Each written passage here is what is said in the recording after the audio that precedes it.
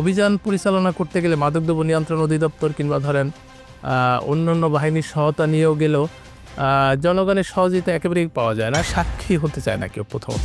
যদি প্রভাবশালী কোনো মাদক চক্র থাকে সেক্ষেত্রে কি কোনো রাজনৈতিক চাপ আসে আপনাদের উপর? মাদকদ্রব্য নিয়ন্ত্রণ তবে শুধুমাত্র চট্টগ্রাম বিভাগ ২০২৪ সালে ২২,২৪৬টি অভিযান পরিচালনা করেছে, ৩,০৪৪টি মামলা দায়ের হয়েছে, নিয়মিত মামলা, ৩,৩৩৩ জন আসামিকে গ্রেপ্তার করা হয়েছে। মাদকদ্রব্য এটাকে আটক করতে হয়, অপরাধীদের আটক করতে হয়, সেই জায়গায় মামলা দেওয়ার ক্ষেত্রে আপনাদের আসলে গুরুত্ব কীরকম? এই যে ইয়াবা, এক্সট্রাসি, আইস, এই শ্রেণীর মাদকটা যদি পাওয়া যায় বা হেরোইন, সেটি 25 গ্রামের উল্টে পাওয়া গেলে হাতে নাতে তার কিন্তু মৃত্যুদণ্ড হতে পারে। যে মাদকাসক্ত নিয়ামক কেন্দ্র সেগুলো নিয়ে আমরা অনেক অভিযোগ আমরা শুনতে পাই, সেই জায়গায় আপনার কাজ কেমন হয় যদি এরকম অভিযোগ পান? আমরা ডিপার্টমেন্ট অফ নার্কোটিক্স কন্ট্রোলের যারা কর্মরত আছে তাদের অনেক ক্ষেত্রে র্যান্ডমলি ডোপ টেস্ট করা হয়ে থাকে। র্যান্ডমলি যদি কোনো কারণে সন্দেহ করা হয়, মনে করা হয়, তাদেরকে 2-4-5 জনকে সিলেক্ট করে না জানিয়ে আর কি র্যান্ডম হঠাৎ করে তাদের ডোপ টেস্ট করা। সাক্ষী অনেক সময় উপস্থিত না, আবার উপস্থিত হলেও উনি বলেন যে সাক্ষী যে আমি এটা দেখি নাই, আমাকে জোর করে নেওয়া হয়েছে আর কি। আমন্ত্রণ জানাচ্ছি এটিএন বাংলার বিশেষ সাপ্তাহিক আয়োজন চট্টলা এক্সপ্রেসে। সঙ্গে আছে আমি শামুন হুসাইন। সুপ্রিয় দর্শক, আমাদের এই বিশেষ আয়োজনে আমন্ত্রিত অতিথি হয়ে উপস্থিত থাকেন চট্টগ্রামের সমাজ এবং রাষ্ট্রের সাথে সম্পৃক্ত বিশিষ্ট ব্যক্তি, যার মাধ্যমে আমরা জানতে চাই চট্টগ্রামের সমাজ এবং রাষ্ট্রের অতীত, বর্তমান, আগামীর গতিপথ সহ নানান দিক জানতে চাই। চট্টগ্রামকে নিয়ে কি ভাবনা তার ব্যক্তি জীবনে, অপ্রকাশিত বিভিন্ন ঘটনা ও সফলতা ব্যর্থতার কথা।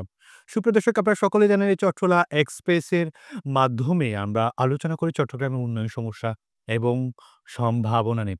প্রসঙ্গক্রমে আমরা আলোচনার আজকে বিষয় নির্ধারণ করেছি মাদক নির্মূলে চট্টগ্রামের চিত্র ও চ্যালেঞ্জ। আপনারা সকলে জানেন মাদক একজন ব্যক্তিকে না, শুধু একটা সমাজকে, একটা প্রজন্মকে, একটা জাতিকে ধ্বংস করে ফেলে, একটা ভয়ানক ব্যাধি বলা হয়। চট্টগ্রামটাই হচ্ছে আসলে এই মাদকের অন্যতম রাস্তা এবং কি বলা হয়, মাদক বিস্তারের অন্যতম রাস্তা বলা হয় এই চট্টগ্রামকে। মাদক নির্মূলে অনেক প্রতিষ্ঠান, অনেক সরকারি সংস্থা কাজ করছে। তার অন্যতম কাজ করছে মাদক দ্রব্য নিয়ন্ত্রণ অধিদপ্তর। এই মাদক নির্মূলে মাদক দ্রব্য নিয়ন্ত্রণ অধিদপ্তর চট্টগ্রাম বিভাগ বা চট্টগ্রাম অফিস কি কাজটুকু প্রতিনিয়ত তারা করে যাচ্ছে তা নিয়ে আজ আমরা ব্যাপক কথা বলব, তাদের অভিযান নিয়ে কথা বলবো এবং পাশাপাশি আমাদেরও বা কি করণীয় তা নিয়ে আজ আমরা ব্যাপক আলোচনা করব। উক্ত আলোচনার আলোচক হিসেবে আমাদের স্টুডিওতে উপস্থিত হয়েছেন মাদক দ্রব্য নিয়ন্ত্রণ অধিদপ্তরের চট্টগ্রামের বিভাগীয় প্রধান অতিরিক্ত পরিচালক জনাব জাহিদ হোসেন মোল্লা। আপনাকে স্বাগত আমাদের বিশেষ অনুষ্ঠানে। কেমন আছেন আপনি? ইনশাল্লাহ ভালো, আপনাকেও স্বাগতম, ধন্যবাদ। ওকে। আমরা কিছু সরল প্রশ্ন নিয়ে আসতে চাই জনাব জাহিদ হোসেন মোল্লা। আমি যদি এভাবে বলি, আপনি চট্টগ্রাম অফিসের আপনি বিভাগীয় প্রধান হিসেবে আছেন। আম আপনি কি কাজ করেন বা আপনার অফিস কি কাজ করে? যে কাজে আপনারা সবসময় ব্যস্ত থাকেন? ধন্যবাদ আপনাকে। আহ, মাদকদ্রব্য নিয়ন্ত্রণ অধিদপ্তর একটি প্রতিষ্ঠান, সরকারের একটি সংস্থা। এটি সারা দেশব্যাপী মাদক নিয়ন্ত্রণের ক্ষেত্রে হোস্ট ডিপার্টমেন্ট হিসেবে কাজ করে। আমি অধিদপ্তরের একজন বিভাগীয় কর্মকর্তা, যেটি চট্টগ্রাম বিভাগের দায়িত্বে আছে। তো আপনি হয়তো অবগত আছেন, তারপরেও আপনার প্রশ্নের উত্তরে যে বিষয়টি, যে মাদকদ্রব্য নিয়ন্ত্রণ অধিদপ্তর বেসিক্যালি ৩ ভাবে কাজ করে মাদক নিয়ন্ত্রণের ক্ষেত্রে।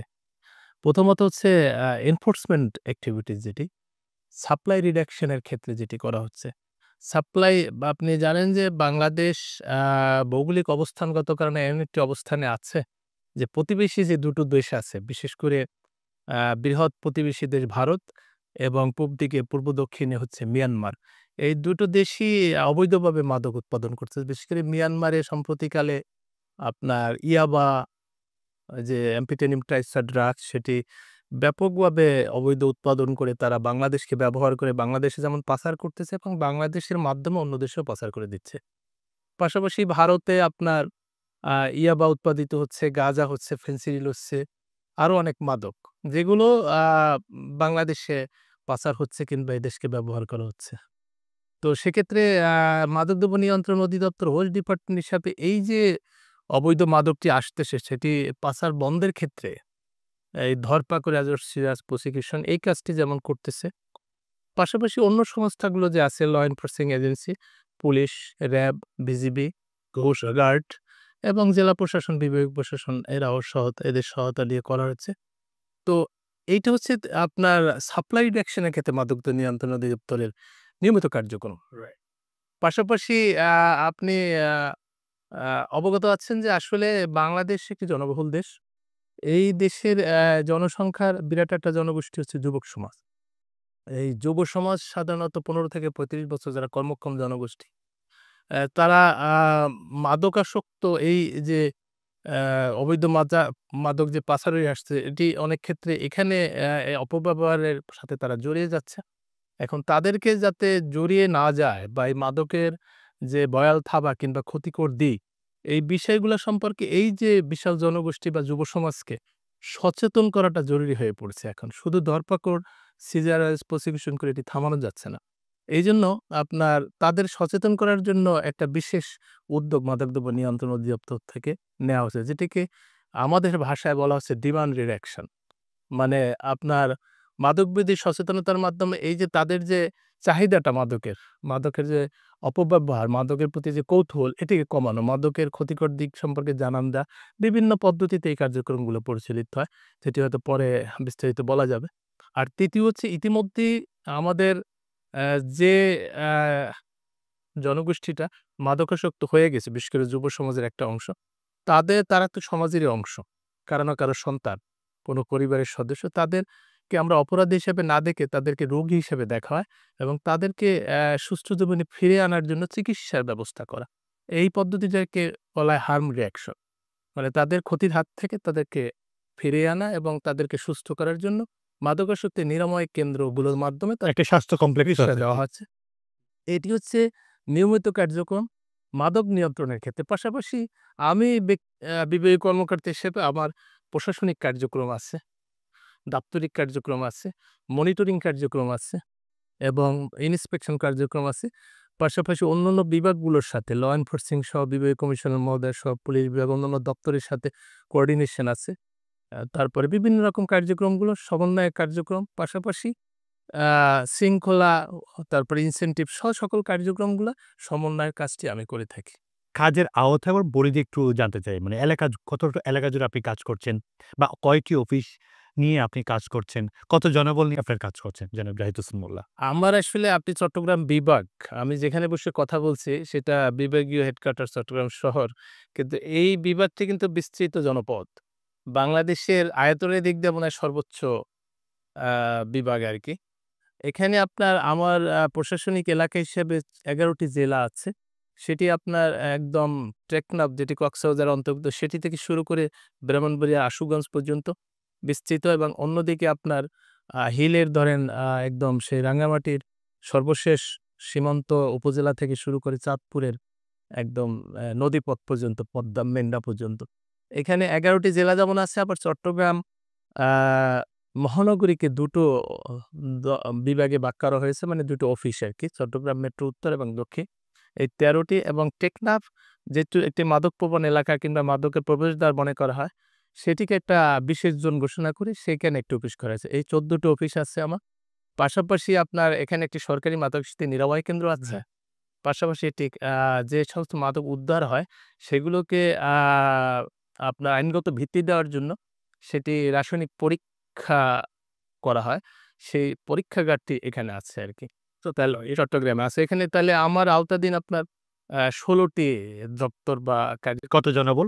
প্রত্যেকটি অফিসে আপনার এনফোর্সমেন্ট এর ৩৬ জন থাকার কথা। কিন্তু অনেক জায়গায় আপনার ওই যে আমাদের যে অর্গানোগ্রাম অনুযায়ী যে পোস্ট গুলা আছে সব জায়গায় সব জনবল কর্মরত নাই। পাশাপাশি কিছু মানে আপনার যেটাকে বলে আমরা আ দাপ্তরিক কাজ যারা করেন, হ্যাঁ? এদের কিছু কার্যক্রম থাকে বা কিছু কর্মকর্তা, কিছু কর্মচারীও থাকে। সেটিও সব জায়গায় যে পর্যাপ্ত আছে তা না। তবে আপনি আমাদের যে টোটাল যে আপনার আমাদের যে জনবল তার 2/3 এখন কর্মরত আছে। ওকে, পর্যাপ্ত কিনা? আপনার চোখে পর্যাপ্ত কিনা? আসলে যেহেতু আপনি এইটা খুব চ্যালেঞ্জিং একটা জায়গায় আপনি কাজ করেন। আমি শুরুতেই যেটা দর্শককে বোঝানোর চেষ্টা করেছি, এই চট্টগ্রাম কিন্তু রাস্তাও বটে বা বিস্তারের জন্য একটা রাস্তাও বটে। আমার অবস্থান থেকে আমি যদি দেখি প্রশাসনিক বা দপ্তর প্রধান হিসাবে, তা আমার যত মানে জনবল এখানে এখন কর্মরত আছে সেটি পর্যাপ্ত না। এবং পাশাপাশি অন্য লজিস্টিক যেগুলো আছে সেগুলো হয়তো যথাযথ না। কিন্তু জেনে খুশি হবেন যে বর্তমান আ আ অন্তর্বর্তী সরকারের মাননীয় প্রধান উপদেষ্টা, মাননীয় স্বরাষ্ট্র উপদেষ্টা মহোদয়, প্রধান উপদেষ্টা মহোদয়ের বিশেষ সহকারী যিনি এই এলাকার সন্তান, আ তারপরে আমাদের সম্মানিত আ স্বরাষ্ট্র সচিব মহোদয় এবং ডিজি মহোদয়, সবাই এই বিষয়টা কিন্তু গুরুত্বের সাথে নিচ্ছে, বিশেষ মাদককে। এই অঞ্চলটাকে আরো গুরুত্ব দিয়ে ওনারা এখানে এই যে সমস্যাগুলো সে সমাধানের আশু সমাধানের জন্য বিভিন্ন উদ্যোগ গ্রহণ করেছেন এবং আশা করি আমাদের এই জনবল, লজিস্টিক্স এবং অন্যান্য ইকুইপমেন্ট সংক্রান্ত কিছু সমস্যা আছে, স্বল্পতা আছে, সেটি হয়তো দূর হয়ে যাবে অচিরে।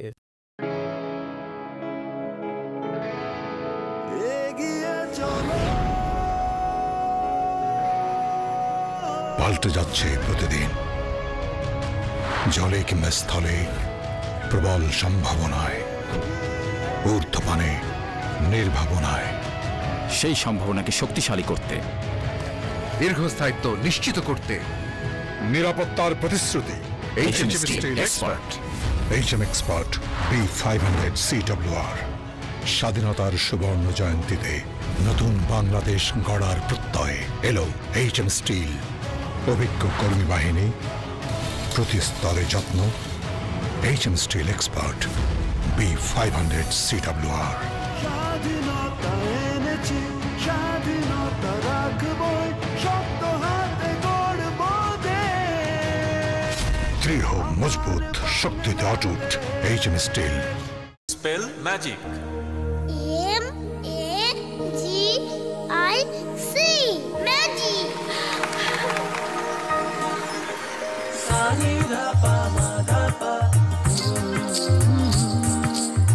সুস্বাদু পুষ্টিকর কিশোর নুডলস একমাত্র নুডলস যা পরিবারের সুষম খাদ্য নিশ্চিত করে আর নিশ্চিত করে আপনার বেড়ে ওঠা সন্তানের সুন্দর ভবিষ্যৎ। কিশোর নুডলস, মমস ম্যাজিক।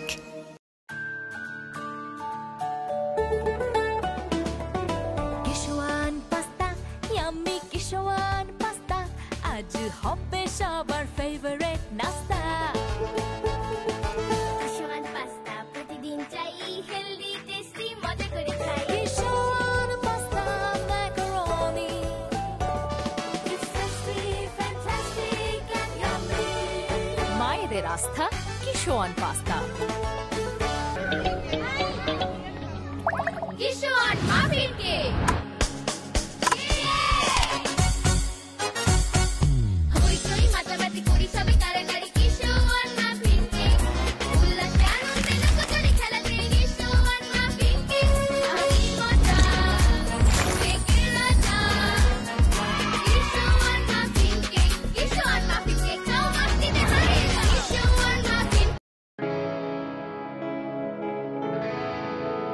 এগিয়ে চলো,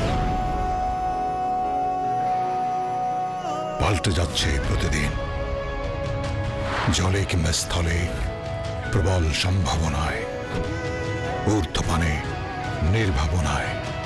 সেই সম্ভাবনাকে শক্তিশালী করতে, দীর্ঘস্থায়িত্ব নিশ্চিত করতে, নিরাপত্তার প্রতিশ্রুতি। HM Steel Expert। HM Expert B500 CWR। স্বাধীনতার সুবর্ণ জয়ন্তীতে নতুন বাংলাদেশ গড়ার প্রত্যয় এলো HM স্টিল। অভিজ্ঞ কর্মী বাহিনী, প্রতি স্তরে যত্ন। HM Steel Expert B500 CWR। স্বাধীনতা এনেছি, স্বাধীনতা রাখবই, শক্ত হাতে গড়ব দেশ। দৃঢ়, মজবুত, শক্তিতে অটুট। HM steel. Spell magic. MAGIC magic.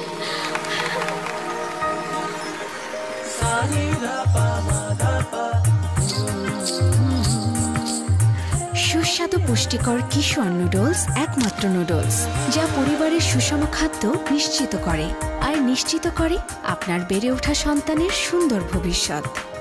কিশোর noodles, moms magic.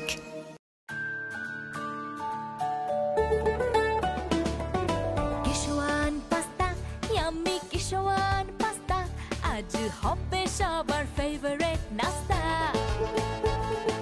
Kishwan pasta প্রতিদিন চাই,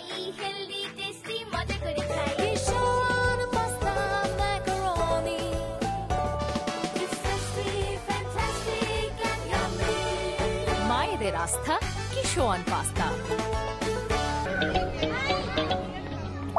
কিশোয়ান মাফিন কেক হইচই মাতামাতি করি সবে কারাকারি কিশোয়ান মাফিন কেক উল্লাসে আনন্দে লুকোচুরি খেলাতে কিশোয়ান মাফিন কেক আমি মজা কেকের রাজা কিশোয়ান মাফিন কেক খাও মাস্তিতে হারে কিশোয়ান মাফিন। আপনি এটা ভারত এবং মায়ানমারের একটা ব্যাপারে কথা বলতে গিয়ে আপনি বিভিন্ন মাদকের কথা আপনি বললেন। বিভিন্ন আ প্রকৃতির মাদক বললেন। আমি একটু বলি সাম্প্রতিক সময়ে আপনাদের কি ধরনের কোন প্রকারের মাদক আ আপনারা আটক করলেন? সম্প্রতি সময়ের কিছু উল্লেখযোগ্য সফলতা আছে। তার মধ্যে ব্যতিক্রম মাদক কিংবা পরিচিত সেটিও আছে। যেমন আপনি আ গত বছরে আ শেষ দিকে মানে আপনার আ নভেম্বর মাসের দিকে এখানে আপনি হয়তো অবগতও আছেন বিভিন্ন ইলেকট্রনিক প্রিন্ট মিডিয়া এই বিষয়টা কভার করেছিল। যে আমরা চট্টগ্রাম বিমানবন্দর থেকে ৪ কেজি কোকেন উম ধরলাম আমাদের মাদকদ্রব্য নিয়ন্ত্রণ অধিদপ্তর কর্তৃক, চট্টগ্রাম কর্তৃক। সেখানে এক বিদেশি নাগরিক সেটি বহন করছিলেন। উনি বাহামান নাগরিক একজন, ল্যাটিন আমেরিকার একটি দেশ। তো তিনি এখন জেলে আছে এবং নিয়মিত মামলা একটি দায়ের হয়েছে। আ সেটি একটা ব্যতিক্রম মানে বিশাল চালান। ইন এডিশন আপনার ইয়াবা যেটি এই সেটি প্রতিনিয়ত ধরা পড়তেছে কিন্তু বড়, বড় চালানও ধরা পড়েছে। যেমন কক্সবাজারে বিগত মাসে আ আপনার ১,১০,০০০ পিস ইয়াবা একসাথে ধরা পড়েছে। প্রতি মাসে আপনার ২ লাখ, ২.৫ লাখ পিস ইয়াবা মাদকদ্রব্য নিয়ন্ত্রণ অধিদপ্তর কর্তৃক ধৃত হচ্ছে। পাশাপাশি এই বিগত মাসে মে মাসে শেষ সপ্তাহে আপনার ব্রাহ্মণবাড়িয়াতে ১১৯ কেজি গাঁজা ধরা পড়েছে একসাথে। মানে এই যে সফলতাগুলো এগুলো সকলের সহায়তায় কিন্তু আ এটি খুশি হওয়ার কোনো বিষয় না। কারণ শঙ্কার বিষয় কিন্তু ওই বিষয়গুলো ওই মাদকগুলো তো আসছে। পাচারে আসছে বিধায় ধরা পড়ছে। একদম ১০০% যে আ আইনশৃঙ্খলা রক্ষাকারী বাহিনী বা মাদকদ্রব্য নিয়ন্ত্রণ অধিদপ্তর ধরা পড়তেছে তাও কিন্তু না। কিন্তু এটা সিংহভাগ হয়তো ধরা পড়তেছে। আ সেক্ষেত্রে আমরা আপনার মাধ্যমে জানাতে চাচ্ছি যে প্রতিবেশী দেশ আমাদের চিটাং অঞ্চলেই চিটাং ডিভিশনের আ মধ্যেই বা এর সাথে সীমান্তই ইন্ডিয়ার ২ টি প্রদেশ। একটি হচ্ছে মিজোরাম, একটি হচ্ছে আসাম। আবার মিয়ানমার তো আছেই আরকি। এই ৩ টি জায়গা বিশেষ করে আসাম অঞ্চল থেকে প্রচুর এই যে কুমিল্লা, ব্রাহ্মণবাড়িয়া যে গাঁজা ধরা পড়ছে এটা আসাম অঞ্চল থেকে আসতেছে। আর টেকনাফ তো মায়ানমার থেকে। টেকনাফ মিয়ানমারের মধ্যে পড়ছে। টেকনাফ দিয়ে তো প্রতিনিয়ত ইয়াবা, আইস এবং আপনার যেটি আ আ বলা হয়নি সেটা হলো এস আ বিগত বছরের মাঝামাঝি সময় আবার ৩ কেজি আইস ধরা পড়ল টেকনাফে, আধুনিক মাদক। এই সাফল্যগুলো এগুলো এটা কি খুব ব্যয়বহুল আপনার কি মনে হয়? হ্যাঁ, ভ্যালুয়েবল গুড। এটা ভ্যালুয়েবল গুড এবং এগুলো সচরাচর কম ধরা পড়ে। কিন্তু এই এলাকাগুলোকে বেছে নিচ্ছে মানে অনেকে মনে করছে যে নদীপথ আছে। পাশাপাশি এদিকে আপনার সড়কপথ তো আছেই। পাশাপাশি বিমানপথও আছে কক্সবাজার দিয়ে চিটাগাং দিয়ে। তো পাচারের ক্ষেত্রে এই রুটগুলোকে অনেকে আ যেমন নিরাপদ মনে করে কিংবা বহুল ব্যবহৃত মনে করে। কারণ একটা না হলে বিকল্পটাকে সে ব্যবহার করতে পারে। মোরওভার যে আপনার আ ট্রেন লাইন এখন মানে এখানে আছে যেটি চিটাগাং থেকে আগে ঢাকা বিভিন্ন অঞ্চলে ছিল কিন্তু এখন কক্সবাজার থেকেও আছে। এটিও একটা এখন মাদক পাচারের রুট হিসাবে নতুন করে ব্যবহার হচ্ছে। তো সব জায়গাতেই আমাদের স্বল্প জনবল হলেও আমাদের যারা কর্মরত আছে তারা চেষ্টা করছে। পাশাপাশি দক্ষ জনবল নিয়ে, প্রশিক্ষিত জনবল নিয়ে আপনি কাজ করছেন। প্রশিক্ষিত জনবল এবং তারা তাদের সর্বোচ্চটুকু দিয়ে চেষ্টা করছে। কারণ তাদের যেটুকু প্রশিক্ষণ আছে কিছু অভিজ্ঞতা, তারপরে সাহসিকতা সবকিছু প্রফেশনাল এক্ষেত্রে তো আসলে জনগণের জনসাধারণের সহযোগিতা আপনারা কেমন পান? জনগণের সহযোগিতা যেমন আমরা যদি টেকনাফ এলাকার কথা ধরি, সেখানে জনগণের সহযোগিতা একেবারেই কম। ওইখানের আমাদের অভিযান পরিচালনা করতে গেলে মাদকদ্রব্য নিয়ন্ত্রণ অধিদপ্তর কিংবা ধরেন আ অন্যান্য বাহিনীর সহায়তা নিয়েও গেলেও আ জনগণের সহযোগিতা একেবারেই পাওয়া যায় না। কারণ প্রথমত হচ্ছে যারা সাক্ষী আমাদের একটি অভিযান পরিচালনা করতে গেলে অ্যাকর্ডিং টু সিআরপিসি বা মাদকদ্রব্য নিয়ন্ত্রণ আইনের আলোকেও স্থানীয় একজন সাক্ষী বা ২ জন সাক্ষীকে নিয়ে ওখানে পজেশন বা যেখান থেকে অভিযান পরিচালনা করে সেখানে ঢুকতে হয় সার্চ করার জন্য আরকি। তো সেক্ষেত্রে ওই সাক্ষী সামনেই সার্চ করা হয় তল্লাশিটা এবং একটি সিজার লিস্ট বা সার্চ লিস্ট করা হয়। কিন্তু ওই সাক্ষী হতে চায় না কেউ প্রথমত। দ্বিতীয়ত হচ্ছে যে আপনার এই টেকনাফ এলাকায় বিশেষ করে যখন এই অভিযান পরিচালনা করা হয় প্রতিরোধ সৃষ্টি করে অনেক জনগণই আরকি। যে এটি আ ভিন্ন রকম ব্যাখ্যা দেওয়ার চেষ্টা করে। আবার দেখা যায় যে আ একজনকে পালিয়ে যেতে সহায়তা করে কিংবা হয়তো ধরার পরে তাকে ছাড়িয়ে নেওয়ার চেষ্টা এটা কি কারণটা কি তারাও বা তাদের কোনো পরিবার যুক্ত আছে এই কারণে নাকি অপরাধীদের ভয় পায় সেই কারণে? এইটা ১ম কারণটাই বেশি। অনেকেই হয়তো এর সাথে জড়িত আছে।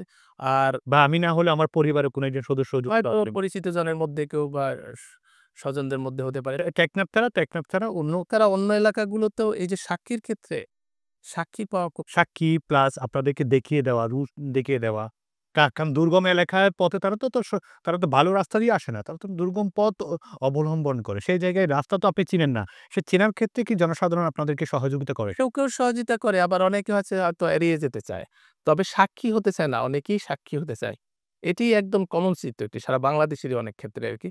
আর দেখিয়ে দেওয়ার ক্ষেত্রে বা তথ্য দেওয়ার ক্ষেত্রে অনেক এলাকায় সহযোগিতা করে গোপনে কিংবা কিন্তু ওপেন হতে চায় না অনেকে ঝুঁকি মনে করে। এমনকি তাদের পরিচয় কি আপনারা গোপন রাখেন? আমরা অবশ্যই পরিচয়টি গোপন রাখা হয়। লাস্ট ১ টি বছরে আপনাদের অভিযানের সংখ্যা এবং গ্রেপ্তারের সংখ্যা যদি একটু বলবেন। মাদকদ্রব্য নিয়ন্ত্রণে তবে শুধুমাত্র চট্টগ্রাম বিভাগ কর্তৃক ২০২৪ সালে হ্যাঁ, ২২,২৪৬ টি অভিযান পরিচালনা করা হয়েছে। শুধু অধিদপ্তরের জনবল কর্তৃক। এখানে আপনার ৩,০৪৪ টি মামলা দায়ের হয়েছে নিয়মিত এবং আপনার এখানে ৩,৩৩৩ জন আসামিকে গ্রেপ্তার করা হয়েছে। লাস্ট 1 ইয়ার ১ বছর ধরে, হ্যাঁ। ইয়ারে এবং সেইসব মামলা এখন বিচারাধীন আছে। মোবাইল কোর্টের মামলায় সাধারণত দেখা যায় যে কাউকে শাস্তি দেওয়া হয় জরিমানা ৬ মাস, ১ বছর, ২ বছর পর্যন্ত দিতে পারে। আ সেগুলো যত মোবাইল কোর্টের মামলায় যাদেরকে শাস্তি দেওয়া হয় ৬ মাসে দিলে কিন্তু সেই ৬ মাস কিন্তু উনি ভিতরেই থাকে। তো ২ ধরনের মামলায় আমাদের চলমান আছে এবং চট্টগ্রাম বিভাগে আ ওই যেমনটি বলছিলেন যে এটি একটি রুট হিসেবে ব্যবহার হচ্ছে। সে তো মাদকদ্রব্য নিয়ন্ত্রণ অধিদপ্তর তো সদা তৎপর থেকেই চেষ্টা করতেছে। জীবনের ঝুঁকি নিয়ে আপনার দল বা আপনি আটক করলেন। কিন্তু দেখা যাচ্ছে যে কোর্ট তাদেরকে ছেড়ে দিল। তো তখন তো আপনি কষ্ট পান। তো ব্যাপারটা আপনি যেহেতু আপনার অনেক প্রতিকূল অবস্থা দিয়ে যেতে হয়, অনেক থ্রেটের মধ্যে দিয়ে যেতে হয়, অনেক চ্যালেঞ্জ মোকাবেলা করে আটক করতে হয়। মাদকদ্রব্য এটাকে আটক করতে হয়, অপরাধীদের আটক করতে হয়। সেই জায়গায় মামলা দেওয়ার ক্ষেত্রে আপনাদের আসলে গুরুত্ব কিরকম? অভিযানিক কার্যক্রমটা অবশ্যই কষ্টের হয়। এখানে শ্রম দিতে হয়, পরিকল্পনা থাকে, তারপরে সহায়তা অনেক চ্যালেঞ্জ আছে। চ্যালেঞ্জ থাকে। তো সেক্ষেত্রে যখন একটা মামলা দায়ের করা হয়, মামলাটা জিআর মামলা যেটি থানার মাধ্যমে, পুলিশ থানার মাধ্যমে দায়ের করা হয়। পরবর্তীতে এটি আ মনে করেন কোর্টে চলে যায় চার্জশিট দেওয়ার পরে। তো কোর্টে গেলে পরে কোর্টের বিচারিক কার্যক্রমগুলা বিজ্ঞ আদালত কর্তৃক হয়ে থাকে। তো এক্ষেত্রে আ মামলাটার যে একটি এজাহার কিংবা এফআইআর যেটি মানে করা হচ্ছে আরকি, সিজার লিস্ট সহ আরকি। যে প্রক্রিয়াটা আছে সিআরপিসি অনুযায়ী বা মাদকদ্রব্য নিয়ন্ত্রণে, এটি যথাযথভাবে করেই দেয়া হয়। কিন্তু ওই যে একটি কথা বললাম যে বিচারিক কার্যক্রমের ক্ষেত্রে নিয়মিত মামলার ক্ষেত্রে দীর্ঘসূত্রিতা তো থাকবেই। কারণ আপনার এখানে তো আ বিচারিক আদালত বা বিজ্ঞ আদালত সবসময় দেখে এভিডেন্স। এখন এভিডেন্স যদি যথাযথ না হয় বা না থাকে, তাহলে এটি যেমন প্রলং হচ্ছে পাশাপাশি বিচারিক কার্যক্রমও কিছুটা হ্যাঁ, ওই কারণে বলা জি, প্রক্রিয়াটা। একটু আগে বলছিলাম যে সে একজন সাক্ষী। এখন বিচারিক বিজ্ঞ আদালত বা আ তাদের ইয়াটা কিন্তু সাক্ষীর আ ভিত্তিতে কিংবা এভিডেন্সের ভিত্তিতে কিন্তু রায়টা বা বিচারিক কার্যক্রমটা নিষ্পত্তি হয়। তো সাক্ষী যদি উপস্থিত না থাকে কিংবা সাক্ষী যদি গিয়ে মিথ্যা সাক্ষী দিয়ে ফেলে তখন কিন্তু মামলাটা ক্ষতিগ্রস্ত হয়। এখন ধরেন যেটি একটু আগে বলছিলাম আপনার প্রশ্নের উত্তরে যে আ একটা পজিশনে কিংবা কোনো গৃহে যখন একটি অভিযান পরিচালনা করা হয়, ঘেরাও করে সেখানে একজন পাবলিক সাক্ষী বা ২ জন পাবলিক সাক্ষীকে ওখানে সাথে নিতে হয়। তখন পাবলিক সাক্ষীর ওখানে ওই যে সিজার লিস্ট যেটি সেখানে স্বাক্ষর থাকে। এবং আপনার সে সাক্ষ্য হিসাবে আদালতে বিবেচিত হয়। বিজ্ঞ আদালত তাকে ডাকে। কিন্তু উনি সাক্ষী দিতে যান না। প্রথমত সাক্ষী হতে চান না। তারপরে যখনই তাকে আবার ডাকেন উনি সাক্ষী অনেক সময় দিতে যান না। আবার উনি যখন ঠিকানাটা দেন, ওই সিজার লিস্টের ঠিকানাটা অনেক সময় মিথ্যে দিয়ে দেন আরকি। হয়তো ভুলক্রমে হয় অথবা ইনটেনশনালিও হয়। ইচ্ছাকৃতভাবে অনেক সময় দিয়ে দেয়, কারণ হলো সে সাক্ষী দিতে যেতে হবে আদালতে। এইজন্য অনেক সময় মিথ্যা দেন। আবার যদি সঠিক দেনও তাহলে উনি কোর্ট যে সমন ইস্যু করে বা ওয়ারেন্ট ইস্যু করে, যেটা ইস্যু করেন সেইটা উনি পেলেও পরে পুলিশ এক কথা দেখা যাচ্ছে যে তথ্যদাতা এবং সোর্সদের নিয়ে আসলে আপনারা অনেক চ্যালেঞ্জের মুখোমুখি হন। মানে সাক্ষী এবং দুটোই। সাক্ষীটা বেশি আমাদের জন্য মানে গুরুত্বপূর্ণ। কিন্তু বিশেষ করে আদালতে বিচারিক কার্য নিষ্পত্তির জন্য কিন্তু সাক্ষী অনেক সময় উপস্থিত হন। আবার উপস্থিত হলেও হয়তো উনি বলেন যে সাক্ষী যে, "আমি এটা দেখি নাই। আমাকে জোর করে নেওয়া হয়েছে আরকি।" হ্যাঁ? মানে অথচ উনি দেখেছেন, হয়তো উনাকে দেখানো হয়েছে, উনার স্বাক্ষর উনি বলেন, "না।" হয়তো প্ররোচিত হয়ে অথবা ভয় অথবা ইচ্ছাকৃত বা ৩ ভাবেই হতে পারে। প্রযুক্তিকে কিভাবে আপনারা কাজে লাগাচ্ছেন আসলে? যেকোনো আ তথ্য পেলে পরে এখন তো দেখা যায় যে আইটি নির্ভরতা চলে আসতেছে কিংবা আইটির ব্যবহারটা বেড়ে যাচ্ছে। সেক্ষেত্রে অনেকেই মোবাইল ফোন নির্ভর কিন্তু এই তথ্য আদান-প্রদানে তারা বিশেষ করে আই মিন ধরেন এই বেচাকেনার ক্ষেত্রে, মাদক বেচাকেনার ক্ষেত্রে তারা মোবাইল ফোনকে ব্যবহার করে। সেক্ষেত্রে আমরা প্রযুক্তি নির্ভরতা বলতে যে এনটিএমসি যেটি আছে আমাদের, হ্যাঁ? টেলিকমিউনিকেশনের যে সেখানে আমাদের হয়তো একটা সাসপেক্টের একটা নম্বর বা ২ টা নম্বর আরকি। যারা আমরা মনে করতেছি যে এ মাদক ব্যবসার সাথে জড়িত কিংবা তার সম্পর্কে আমাদের তথ্য আছে। তার নম্বরটা আমরা সংগ্রহ করে ওইটা এনটিএমসি ট্রিগারে দিয়ে দিলে সে কোথায় যায়, কার সাথে কথা বলতেছে সেটি তার সব পাওয়া যায়। পাওয়া গেলে তার লোকেশন-টোকেশন এভরিথিং এটা করে পরে তাকে ধরার ক্ষেত্রে সহায়ক হিসেবে কাজ করে। ইন এডিশন ট্রাকার যেটি আছে, যেটি ডিবির কিংবা র‍্যাবের আছে, আমাদের মাদকদ্রব্য নিয়ন্ত্রণ অধিদপ্তরে এখনো নাই। আ যেটি আপনি বলছিলেন। আ যে কি অপতুলতা আছে সেটিও আমরা চেয়েছি। তো আশা করি সেটিও আমরা পাবো। পেলে পরে সেটি কাজের ক্ষেত্রে প্রযুক্তি আ সহায়ক হিসেবে কাজ করবে। হঠাৎ করে একটা গোপন সংবাদের ভিতরে কোনো একটা তথ্য আপনি পেলেন। সেদিকে আপনাদের প্রস্তুতি কেমন হয়? যখন একটি সংবাদ পাওয়া যায়, সাথে এটি নিয়ম হচ্ছে যে এটি যাচাই করা আরকি। যে এটি আ যথাযথ কিনা। কিন্তু অনেক সময় দেখা যায় যে সোর্স যদি মানে বিশ্বস্ত হয়, আস্থার হয়, তাহলে যাচাই করা অনেক সময় প্রয়োজন হয় না। কিন্তু সোর্স যদি vulnerable হয়, সোর্স যদি মনে করেন উদ্দেশ্যমূলক হয় কিংবা তাহলে যাচাই করার প্রয়োজন হয়। তবে সাধারণত একটি তথ্য পেলে সাথে আমাদের যারা এনফোর্সমেন্ট এর সাইডে যারা কাজ করে, ইন্সপেক্টর, সাব ইন্সপেক্টর, এএসআই, সিপাইস এরা সাথে ওই একটি গাড়ি যদি থাকে তাহলে গাড়ি নিয়ে, আর যদি গাড়ি না থাকে গাড়ি ভাড়া করে ওই স্পট যেখানে সেখানে গিয়ে অভিযান পরিচালনা করে এবং স্থানীয় লোকের সহায়তা নেয়ার চেষ্টা করে বা ওই তথ্যটি স্বল্প সময়ের মধ্যে হলেও একটু যাচাই করার চেষ্টা করে আরকি। আ আর যদি এরকম হয় যে গাড়ি করে চলে আসতেছে, যে কক্সবাজার বা টেকনাফ রুট দিয়ে কক্সবাজার হয়ে আসতেছে, তাহলে গাড়িটা সিজ করে তল্লাশি করা হয় আরকি। অনেক ক্ষেত্রেই সফল হয়, আবার অনেক সময় নিষ্ফল হতে পারে এটি। সীমান্ত বা কন্টেইনার মধ্য দিয়ে যদি মাদক পাচার করা হয়, তখন আপনাদের কাজ কেমন হয়? না, সীমান্ত দিয়ে যখন আসে, সীমান্ততে আসলে মাদকদ্রব্য নিয়ন্ত্রণ অধিদপ্তর কাজ করে। এই যে বিজিবি আছে। বাংলাদেশ আ বর্ডার গার্ড বাংলাদেশ যেটি তারা করেন এবং কোস্ট গার্ড করেন নৌপথে আরকি। তো ল্যান্ডে কাজ করে হচ্ছে মাদকদ্রব্য নিয়ন্ত্রণ অধিদপ্তর, বাংলাদেশ পুলিশ, র‍্যাব বা অন্যান্য সংস্থা। তো সেক্ষেত্রে আমরা সাধারণত সীমান্ত দিয়ে আসছে এটি যদি খবর পাই, তাহলে আমরা কোস্ট গার্ড কিংবা বিজিবিকে সেই তথ্যটা আমরা দেই যে আপনারা এটি এরকম একটা খবর পাওয়া যায়। যদি পাওয়া যায়, অথেন্টিক খবর পেলে এটি সিজ করুন বা এটা যাচাই করে এটি মানে এই চালান কিংবা এই যে অপরাধী তাদেরকে ধরার চেষ্টা করা। এজন্য তাদের সাথে আমরা মানে কোঅর্ডিনেট করে থাকি। আসলে মাদকের বেলায় যে আইনটা আছে, এটা কতটা শক্তিশালী এটা নিয়ে আমরা কথা বলব। জামিন পেতে দেখি। আপনি আটক করলেন, জামিনও পেতে দেখি। তখন জামিন পরবর্তীতে আপনাদের কর্মকাণ্ড কি হয়েছে? মাদকদ্রব্য নিয়ন্ত্রণ আইনে আপনি যদি পিছনে ফিরে যান ১৯৯০ যে আইনের আওতায় আপনার অধিদপ্তর প্রতিষ্ঠা করা হয় আরকি। ১৯৯০ সেটি শক্তিশালী আইন। এটি বিশেষ আইন একটি আরকি। এটি সময়ের আবর্তে গিয়ে এটির কিছু ধারা সংযোজন করার প্রয়োজন হয়। কারণ পৃথিবীতে বা সারা বিশ্বব্যাপী নতুন মাদকের আবির্ভাব হয় এবং আ মাদক যারা ব্যবসা করে তার পিছনে একটা গ্রুপ কাজ করে যাদেরকে আমরা গডফাদার বলি। তারপরে আ এই নতুন মাদকের এইসব কিছু বিষয়গুলোকে আইনে সংযোজন করার প্রয়োজন হয় তাদের শাস্তির জন্য বা এই বস্তুগুলোকে আইনের আওতায় আনার জন্য, পাশাপাশি মোবাইল কোর্ট-টোট এগুলো। আ এর প্রেক্ষিতে ২০১৮ সালে এই আইনটি আবার নতুন করে সংশোধন করা হয় বা নতুন করে করা হয় এবং এটি 2020 সালে আবার সংশোধন করা হয়। এই আইনটি একটি শক্তিশালী আইন, নিঃসন্দেহে একটি বিশেষ আইন আরকি, স্পেশাল অ্যাক্ট। এটার সর্বোচ্চ শাস্তি হচ্ছে মৃত্যুদণ্ড। যদি অ্যাম্ফেটামিন টাইপস অফ দ্য ক শ্রেণীর মাদক যেটিকে আমরা বলি, এই যে ইয়াবা, এক্সট্যাসি, আইস, এই শ্রেণীর মাদকটা যদি পাওয়া যায় বা হেরোইন, সেটি 25 গ্রামের ঊর্ধ্বে পাওয়া গেলে হাতে নাতে তার কিন্তু মৃত্যুদণ্ড হতে পারে আরকি, সর্বোচ্চ শাস্তি। আর এটির আপনার প্রয়োগ আছে এবং এই শাস্তি মনে করেন বিচারিক আদালতের মাধ্যমে নিষ্পত্তি হয় এবং হচ্ছে আরকি। যে মাদকদ্রব্য নিয়ন্ত্রণ অধিদপ্তর সহ যে সংস্থায় অভিযানিক কার্যক্রমটি পরিচালনা করুক তাদেরকে অবশ্যই তো শ্রম বা সময় নিয়ে এটি পরিকল্পনা করে কষ্ট করেই করতে হয় এবং এটিকে গ্রেপ্তারকে আদালতে সোপর্দ করা হয়। এটি তার দায়িত্বের যেমন অংশ, এটি দেশপ্রেমও থাকে এর মধ্যে, উজ্জীবিত হয়ে এই কাজটি করেন এবং শুধু দাপ্তরিক না, নাগরিক দায়িত্বও বটে।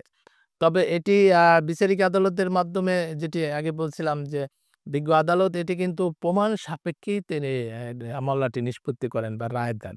এখন প্রমাণ যদি যথাযথ না হয় তাহলে কিন্তু অনেক সময় খালাস পেতে পারে, কিংবা খালাস না পেলে যদি জামিন, যেহেতু আইন কিন্তু সবসময় আসামির পক্ষে থাকে, আই মিন যদি জামিনযোগ্য হয় তাহলে জামিন পেতে পারে। জামিন যখন পেয়ে যায় তখন কিন্তু এরা বের হয়ে এসে আবারও একই কেস করে আরকি। তাই এক্ষেত্রে আদালতের কাছে আমাদের থাকে এবং আদালতও চেষ্টা করে যদি প্রমাণ বা সবকিছু যথাযথ থাকে, জামিনযোগ্য যদি না হয় তাহলে তাদের জামিন সাধারণত দেন না। যদি জামিন হয়ে যায় সেক্ষেত্রে আপনাদের করণীয়? হয়ে গেলে সে জামিনই থাকে, তবে আমরা সাধারণত তাকে মনিটরিংয়ে রাখার চেষ্টা করি যে সে বের হয়ে এসে আবার নতুন করে এই ব্যবসাটা করছেন কিনা বা এর সাথে জড়িয়ে যাচ্ছে কিনা। যদি আবার সে জড়িয়ে যায় তাহলে আবার তাকে গ্রেপ্তারের চেষ্টা করা হয় যদি হাতে নাতে পাওয়া যায়, বা অন্যান্য সংস্থাও সেই কাজটি করার জন্য তাদের কোঅর্ডিনেশনের মাধ্যমে তাদেরকেও জানান দেওয়া হয়। যদি আমাদের এখতিয়ারের বাইরে চলে যায় তখন বাংলাদেশ পুলিশ বা র্যাব, যারা আরো বা বিজিবি, একটু বলবেন কি আনুপাতিক হারে আপনাদের সফলতা, মানে মামলার সফলতা কিরকম? 55 থেকে 60% আমাদের সাজা হচ্ছে। অনেক ক্ষেত্রে 35 থেকে 40% মানে অনেক সময় খালাস হয়। সেটির জন্য দেখা যায় যে ওই যে পাবলিক সাক্ষী, এগুলোর জন্য কি আপনারা ফলো আপে রাখেন তাদেরকে, যে যারা খালাস হয়ে যাচ্ছে? খালাসের ক্ষেত্রে আমাদের যে বিধান আছে বা আমরা যেটা করে থাকি, যদি গুরুত্বপূর্ণ মামলা হয় তো সেক্ষেত্রে খালাস হইলে সেটি আপিল করার বিধান আছে আরকি। তো সেক্ষেত্রে অনেক ক্ষেত্রে গুরুত্বপূর্ণ মামলা যদি কোনো কারণে, সেক্ষেত্রে ধরেন এজাহার, চার্জশিট কিংবা অন্যান্য যে এভিডেন্স, সেগুলো আবার পুনঃযাচাই করে দেখে যদি আপনি কি কখনো পেয়েছেন আপনার অফিসের আওতায় কোনো স্টাফ বা কোনো কর্মকর্তা, কোনো কর্মচারী বা কোনো সদস্য আপনাদের মাদক চক্রের সাথে যুক্ত হয়েছে, এরকম আপনি খবর পেয়েছেন? আপনি জানেন কিনা? জানলে পরে আপনি কি করেন? যদি কোনো কর্মকর্তা, কর্মচারী আমার আওতাধীন কিংবা অধিদপ্তরে তা কেউ যদি কোনো অনৈতিক কাজ, আই মিন এই মাদক অপরাধ সহ বা অন্যান্য কাজের সাথে যদি কোনো জড়িয়ে পড়ে, তাহলে তার বিরুদ্ধে আমাদের যে বিধি মোতাবেক ব্যবস্থা সেটি নেওয়া হয় তাৎক্ষণিকভাবে আরকি। মহাপরিচালক মহোদয়ের মাধ্যমে তাকে অবগত করা হয়, তাৎক্ষণিক ব্যবস্থা করা হয়। সেক্ষেত্রে ধরেন তাকে যদি গুরুতর অপরাধ হয়, তাকে সাসপেনশন থেকে শুরু করে তার বিরুদ্ধে বিভাগীয় ব্যবস্থা, যেটি ডিপি চালু করে তার বিরুদ্ধে। এগিয়ে চলো, পাল্টে যাচ্ছে প্রতিদিন, জলে কিংবা স্থলে, প্রবল সম্ভাবনায়, ঊর্ধ্বপানে, নির্ভাবনায়। সেই সম্ভাবনাকে শক্তিশালী করতে, দীর্ঘস্থায়িত্ব নিশ্চিত করতে নিরাপত্তার প্রতিশ্রুতি। HM Steel Expert। HM Expert B500 CWR। স্বাধীনতার সুবর্ণ জয়ন্তীতে নতুন বাংলাদেশ গড়ার প্রত্যয়ে এলো HM স্টিল। অভিজ্ঞ কর্মী বাহিনী, প্রতি স্তরে যত্ন।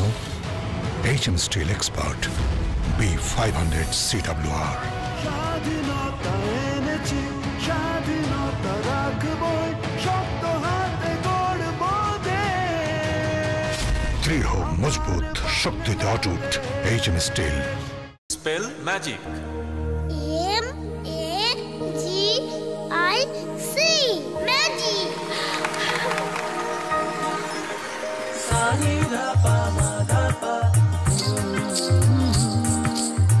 সুস্বাদু সুস্বাদু পুষ্টিকর কিশোর নুডলস একমাত্র নুডলস যা পরিবারের সুষম খাদ্য নিশ্চিত করে আর নিশ্চিত করে আপনার বেড়ে ওঠা সন্তানের সুন্দর ভবিষ্যৎ। কিশোর noodles, moms magic.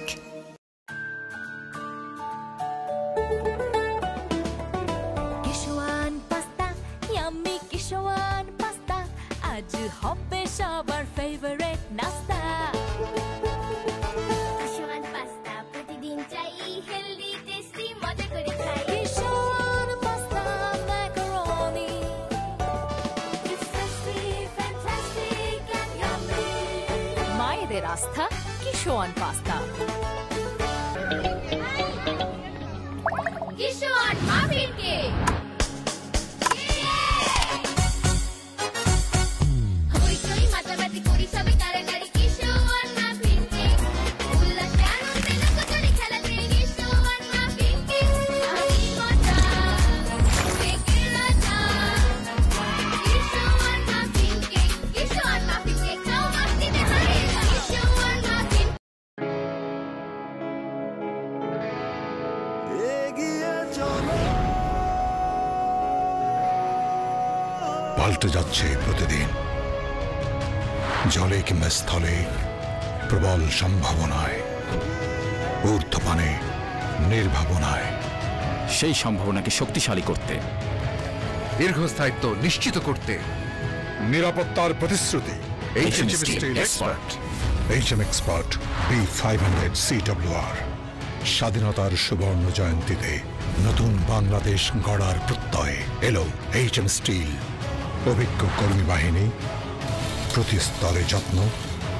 HM steel expert B500 CWR। স্বাধীনতা এনেছি, স্বাধীনতা রাখবই, শক্ত হাতে গড়বো দেশ। দৃঢ় মজবুত শক্তিতে অটুট HM steel. Spell magic. MAGIC magic.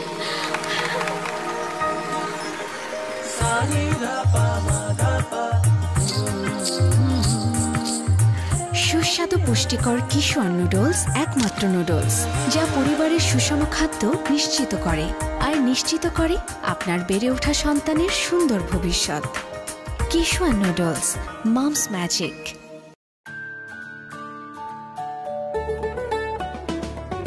Kishwan pasta, yummy Kishwan pasta, আজ হবে সবার ফেভারিট নাস্তা। কিশোয়ান পাস্তা প্রতিদিন চাই, হেলদি টেস্টি মজা করে খাই। Kishwan pasta macaroni, It's tasty, fantastic and yummy. মায়েদের আস্থা Kishwan pasta. Kishwan muffin cake.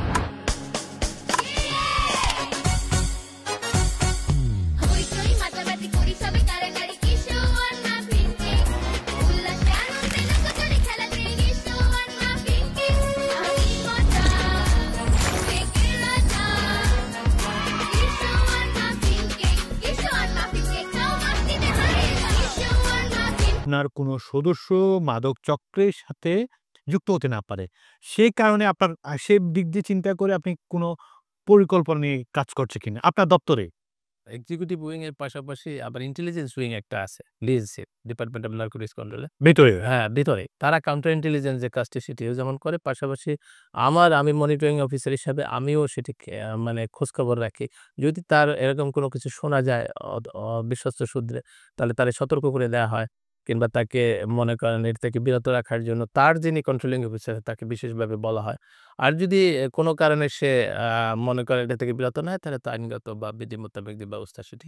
আপনাদেরকে যেহেতু আপনার বিভিন্ন আমরা সরকারি আইন শৃঙ্খলা প্রতিষ্ঠান আমরা দেখি যে ডুপ টেস্টের একটা ব্যবস্থা আছে, সেই জায়গায় কি আপনাদের কোনো নিজস্ব ডুপ টেস্টের কোনো ব্যবস্থা আছে? হ্যাঁ, এটি ভালো বলেছেন। আমাদের ডক্টর বিধিমালা অনুযায়ী বিধিমালাটা চূড়ান্ত পর্যায়ে সেটি হচ্ছে যে এটি যেমন বিভিন্ন সংস্থা, শিক্ষা প্রতিষ্ঠানে ভর্তি বিদেশগামী তাদের যেমন করা হচ্ছে, পাশাপাশি আমাদের সরকারি কর্মচারীদের ক্ষেত্রে ডোপ টেস্ট বিধান আছে, এবং আমরা ডিপার্টমেন্ট অফ নার্কোটিক্স কন্ট্রোলের যারা কর্মরত আছে তাদের অনেক ক্ষেত্রে র্যান্ডমলি ডোপ টেস্ট করা হয়ে থাকে। র্যান্ডমলি যদি কোনো কারণে সন্দেহ করা হয়, মনে করা হয় যে মানে অমুক যে কর্মরত ওই বিভাগ বা ওই জেলায় মানে তারা তাৎক্ষণিকভাবে বা প্রদানকারী জেলায় তাদেরকে ২-৪-৫ জনকে সিলেক্ট করে না জানিয়ে আরকি র‍্যান্ডম হঠাৎ করে তাদের ডোপ টেস্ট করা। মাদক দ্রব্য যারা বেচাকেনা করে, যারা ব্যবসায়ী আছে, তারা তুলনামূলক একটু প্রভাবশালীও হয়। যদি প্রভাবশালী কোনো মাদক চক্র থাকে, সেক্ষেত্রে কি কোনো রাজনৈতিক চাপ আসে আপনাদের উপর?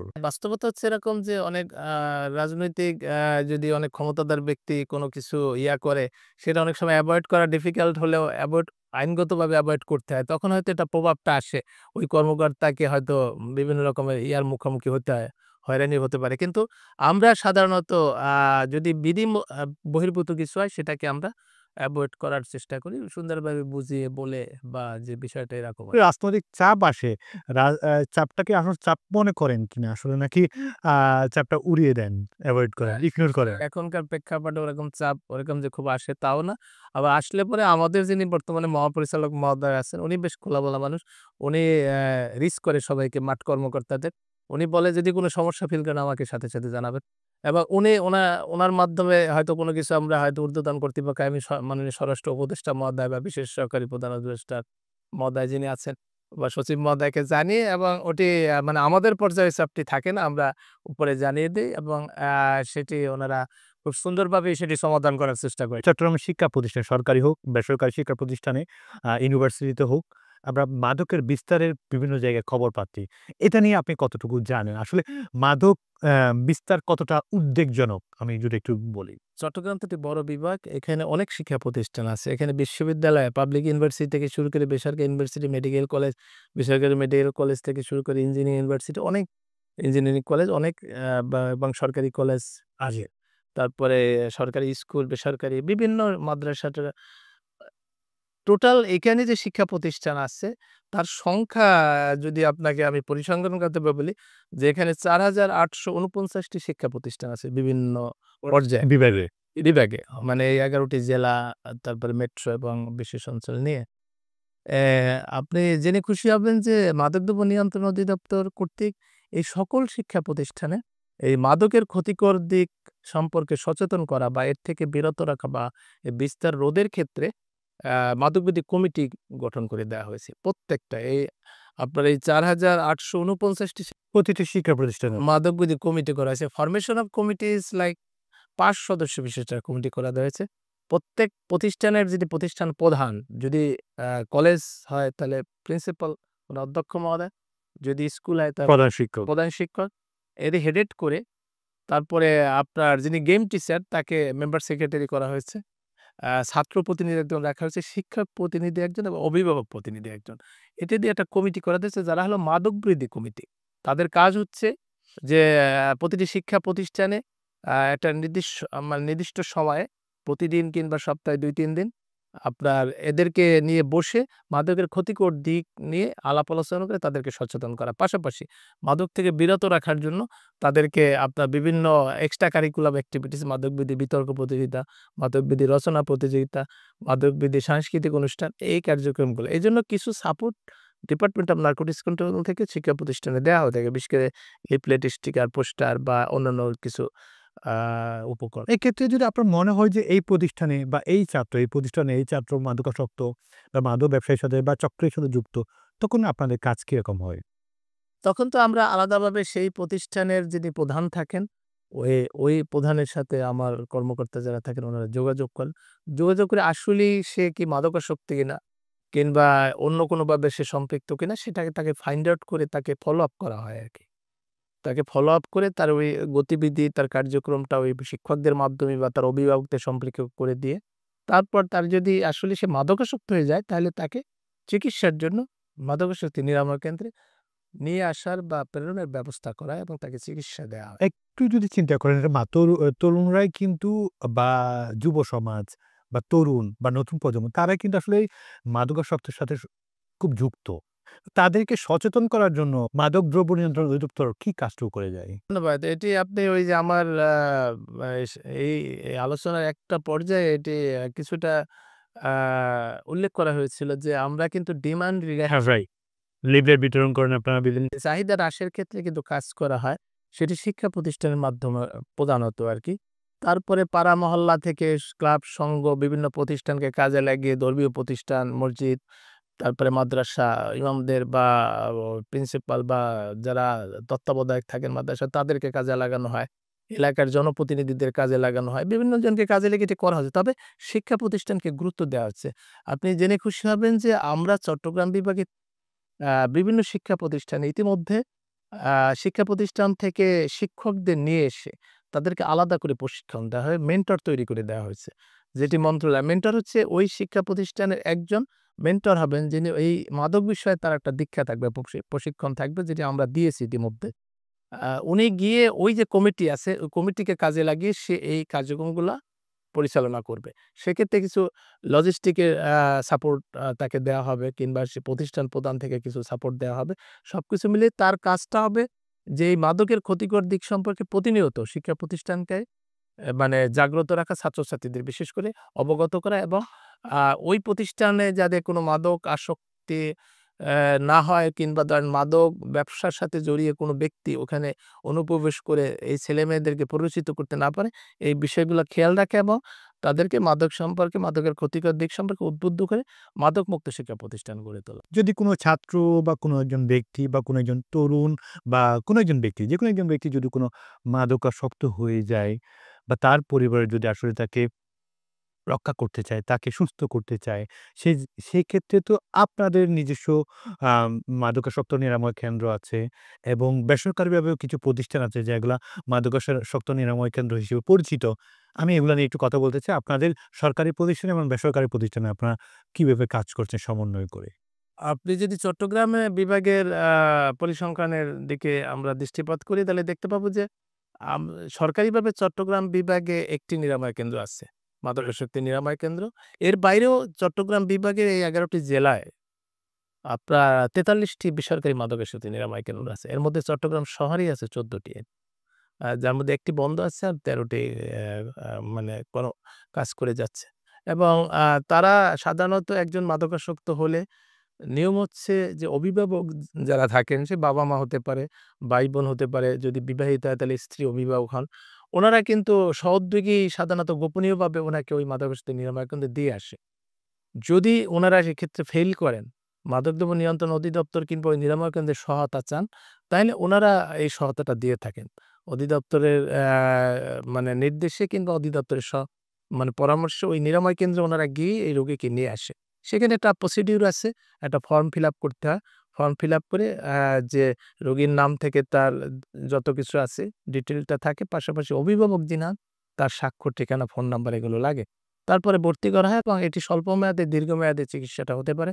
এটি আপনার যদি বিষয়টা এরকম হয় যে সে কোন মাদকে আসক্ত, মাদকের যে আসক্তির পর্যায়টা কোন পর্যায়ে, সেটি কি অনেক প্রলং আসক্তি নাকি মিডল স্টেজে বা প্রিলিমিনারি স্টেজে, এটার উপরে চিকিৎসার মেয়াদটা আবার নির্ভর করে আরকি। তো সেক্ষেত্রে এখানে চিকিৎসাটা মাদকাসক্তি নিরাময় কেন্দ্রের চিকিৎসা কিন্তু সাধারণ চিকিৎসা না। এখানে শুধু মেডিসিনাল ট্রিটমেন্ট না, এখানে থেরাপিউটিক চিকিৎসা আছে, এখানে কাউন্সেলিং আছে, এখানে মনোরোগ বিশেষজ্ঞ কাজ করে, কাউন্সিলররা কাজ করে। তো এই সব মিলিয়ে এখানে আপনার আবার ধর্মীয় শিক্ষা থাকে। মানে সবকিছু মিলিয়ে যেখানে ফিজিক্যাল এক্সারসাইজ, সফলতার হার কিরকম? সফলতা হার ভালো। রোগীরা বা যারা মাদকাসক্ত তারা তাদেরকে আসলে সুষ্ঠু ট্রিটমেন্ট দেওয়া হচ্ছে কিনা, ডাক্তাররা কিরকম কাজ করছে বা তারা সুস্থ হচ্ছে কিনা, তাদেরকে কিভাবে মেডিসিন দেওয়া হচ্ছে, তাদেরকে কিভাবে কাউন্সেলিং করা হচ্ছে বা অন্যান্য যেগুলো বেসরকারিভাবে আছে তাদেরকে আসলে দেখভাল আপনি কতটা করছেন? প্রত্যেক মাসেই আমি মাঠে ২ টা জেলা আমি আ পরিদর্শন করি। সেখানে ওই জেলায় যে বেসরকারি মাদকাসক্তি নিরাময় কেন্দ্রগুলো আছে সেগুলো আমি পরিদর্শন করি। আমি ৪ টি, কম করে ৪ টি আমি বলে যান নাকি না বলে যান? না বলেই যাওয়া হয় সাধারণত। আ পরিদর্শন করি। তবে এখানে যেটি দেখা যায় আরকি জেলা পর্যায়ে, যেমন সরকারি যেটি আছে সেটি মোটামুটি পূর্ণাঙ্গ। এখানে একটা বিধির মধ্যে, নিয়মের মধ্যে থেকে এটি পরিচালিত করতে হবে, হয়। ২০০৫ সালের বিধিমালার পরে সর্বশেষ বেসরকারি মাদকাসক্তি নিরাময় কেন্দ্র, পুনর্বাসন কেন্দ্র, পরামর্শ কেন্দ্র যেটি, সেই বিধিমালাটা ২০২১ সালে আবার সংশোধিত হয়েছে। সেখানে যে বিধিতে যে আপনার যে আ নির্দেশনাগুলা বা বিধির আলোকে যে কার্যক্রমগুলা করার কথা, এটি যে সবগুলো মাঠ পর্যায়ে বেসরকারি নিরাময় কেন্দ্রে শতভাগ থাকে এমনটি আমরা দেখতে পাই না। কারণ হলো জেলা পর্যায়ে দেখা যায় যে নিরাময় কেন্দ্র আছে সেই নিরাময় কেন্দ্রে ওইখানে মনোচিকিৎসকের কথা বলা আছে আরকি যে একজন মনোচিকিৎসক থাকবে। সে খণ্ডকালীন কিন্তু বাট থাকতে হবে। কিন্তু অনেক ক্ষেত্রে ওই জেলায় হয়তো মনোচিকিৎসক হয়তো পর্যাপ্ত নাই। সে হয়তো এটা নিতে অন্য জেলা থেকে বা বিভাগ থেকে সে যেয়ে করে। সেক্ষেত্রে হয়তো সপ্তাহে সে ১ দিন বা মাসে হয়তো ১ দিন ২ দিন যেতে পারে। আবার কাউন্সিলর যেটি হচ্ছে প্রশিক্ষিত কাউন্সিলর যেটি কাউন্সিলরের যে ক্রাইটেরিয়া বলা হয়েছে যে মনোবিজ্ঞানে মাস্টার্স একজন কিংবা ধরেন আমাদের ইকো ট্রেনিং ৫ টি ইকো ট্রেনিং করবে কিংবা ধরেন ক্লিনিক্যাল সাইকোলজি কিংবা ক্লিনিক্যাল সোশ্যাল ওয়ার্কের উপরে পড়াশোনা করে যারা আসবে, এইটা সব জায়গায় সমানভাবে পাওয়া যাচ্ছে না। আবার এই খণ্ডকালীন চিকিৎসক, সার্বক্ষণিক চিকিৎসকের কথা বলা হয়েছে। এগুলো মানে তারা চেষ্টা করে কিন্তু অনেক জায়গায় অনেক পোস্টে পাওয়া যায়। কিন্তু আ আমরা যেটি করি, আমরা যেটা দেখি সেটা হচ্ছে যে বেশিরভাগ জেলাগুলোতে যারা এই নিরাময় কেন্দ্র, বেসরকারি নিরাময় কেন্দ্র যেটি যারা তৈরি করেছেন বা প্রতিষ্ঠা করছেন বা কিংবা পরিচালনা করছেন, উনারা অনেকেই রিকভারি অ্যাডিক্ট। মানে আগে মাদকাসক্ত ছিল। এখন উনি কর্মক্ষেত্র হিসাবে বা তার পেশা হিসাবে এটাকে নিতে বেসরকারি স আ যে মাদকাসক্ত নিরাময় কেন্দ্র আছে সেগুলো নিয়ে আমরা অনেক অভিযোগ আমরা শুনতে পাই। সেই জায়গায় আপনার কাজ কেমন হয় যদি এরকম অভিযোগ পান? না, অভিযোগ পেলে তো অবশ্যই তার বিরুদ্ধে তাকে বন্ধ করে দেওয়ার জন্য বলা হয়। যেমন সম্প্রতি আপনার দেখবেন অনেক জায়গায় ওই যিনি আ আ রোগী আরকি, রোগীরা নিজেরা মারামারি করে কিংবা ধরেন সুইসাইড করে থাকে অনেক সময়। সেটার দায়ও কিন্তু ওই যে নিরাময় কেন্দ্রের যিনি পরিচালক থাকেন বা মালিক পক্ষ থাকেন তাদের উপরেই আসবে খুব সঙ্গত কারণে। কারণ তাকে বিধিমালার আলোকে পরিচালনা করার জন্য লাইসেন্স দেওয়া হয়। হ্যাঁ, এটা মনিটরিং করা হয় আমাদের, তবে অনেক ক্ষেত্রে আমাদের যারা কর্মকর্তা তারা ওই মনিটরিং করার পরে তারা স্থানীয়ভাবে যারা থাকে তারা যখন যায় তখন ওইটাকে দেখানোর চেষ্টা করে। পরবর্তীতে আবার নিজেদের মতো চলে। পুনর্বাসন প্রক্রিয়ায় সমাজ এবং পরিবারকে কিভাবে যুক্ত করেন আপনারা এই প্রক্রিয়াটা? পুনর্বাসন শব্দটা কিন্তু একটা ভাস্ট শব্দ আরকি। পুনর্বাসন আপনার আ যদি আপনি থিওরিটিক্যালি বা তাত্ত্বিকভাবে এটির যদি ব্যাখ্যায় যান, আমি সোশ্যাল ওয়ার্কের ছাত্র ঢাকা বিশ্ববিদ্যালয়ে। আ পুনর্বাসন যেটি আরকি রিহ্যাবিলিটেশন আরকি। রিহ্যাবিলিটেশন শব্দটা হচ্ছে আপনি আ যে পেশায় ছিলেন, ঠিক আছে? সেই পেশা থেকে আপনি বিচ্যুত হয়েছেন, সরে আসছেন। এখন আপনাকে চিকিৎসার মাধ্যমে সুস্থ করে পুনরায় ওই পেশায় ফিরিয়ে দেওয়ার উপযুক্ত করে দেওয়া। এটাই অন্যতম পুনর্বাসন। হ্যাঁ, ওই পেশায় ফিরিয়ে দেওয়ার মতো উপযুক্ত করে গড়ে তুলে ওইখানে পুনরায় ফিরিয়ে দেওয়া আরকি। এখন সেই উপযুক্ততা বলতে আপনার কি বোঝাচ্ছে? উপযুক্ততা হচ্ছে যে একজন ছাত্র, সে ক্লাস 9 এ পড়তো বা ইন্টারমিডিয়েট ক্লাসে পড়তো। সে ড্রপ আউট হয়ে গেছে কিংবা আ বিচ্যুত হয়েছে। সে হয়তো আসক্ত হয়ে গেছে। এখন আপনাকে তাকে সুস্থ করে চিকিৎসা দিলেন। তারপর পরিবারের কাছে ফিরিয়ে দিচ্ছেন বা চাচ্ছে যে পরিবার তাকে ওই সাপোর্টটা দিতে হবে। পুনর্বাসন বলতে যে বাবা-মার যে স্নেহ, আদর, ভালোবাসা, ভাই-বোন যারা আছে কিংবা তার যারা আ ওই পরিবারের অন্য সদস্য, তারা পূর্বের ন্যায় কিংবা আরো বেশি করে তাকে ওইভাবে আপন করে নেয়া, তাকে সাপোর্ট দেওয়া। ইন এডিশন তাকে আবার স্কুলে যখন আপনি ফিরিয়ে দিচ্ছেন বা স্কুলে যখন যাচ্ছে বা কলেজে, তখন তার সহপাঠী যারা আছে তারা যেন তাকে ভালোভাবে নেয় এবং তাকে যেন বুঝতে না দেওয়া হয় যে সে মাদকাসক্ত ছিল। তাকে স্বাভাবিক মানে প্রক্রিয়ার সাথে সবকিছুর সাথে নিয়ে স্বাভাবিকভাবে নিয়ে তাকে সুস্থ জীবনে ধরে রাখা, হ্যাঁ? কিংবা তাকে এটা কন্টিনিউ করার জন্য যে ব্যবস্থাটা, এটাই পুনর্বাসন। এই সাপোর্টটা সামাজিকভাবে আসতে হবে, পরিবার থেকে আসতে হবে এবং সহায়ক যে প্রতিষ্ঠানগুলো আছে সেখান থেকে প্রশাসনিকভাবে। আপনাকে তাদেরকে পরিবার এবং সমাজকে কি যুক্ত করার ব্যবস্থা করেন কিনা? যে ফলোয়ার সিস্টেম হচ্ছে পরিবারের যারা সদস্য আছে, যিনি আপনি চিকিৎসা দিলেন দীর্ঘমেয়াদী ৩ মাস বা ৪ মাসে একজন চিকিৎসা নিয়ে গেল। যে মানে চিকিৎসা নিয়ে গিয়ে সে বাড়িতেই থাকতেছে। ঠিক আছে? কোন কাজে এখনো সে যুক্ত হয় নাই। কিন্তু ওইটা তার ভিতরে যে মাদকের যে আসক্তিটা, ওইটা অনেক সময় তার উইথড্রল হতে পারে। কিংবা আপনার ওইটা থেকে যায়।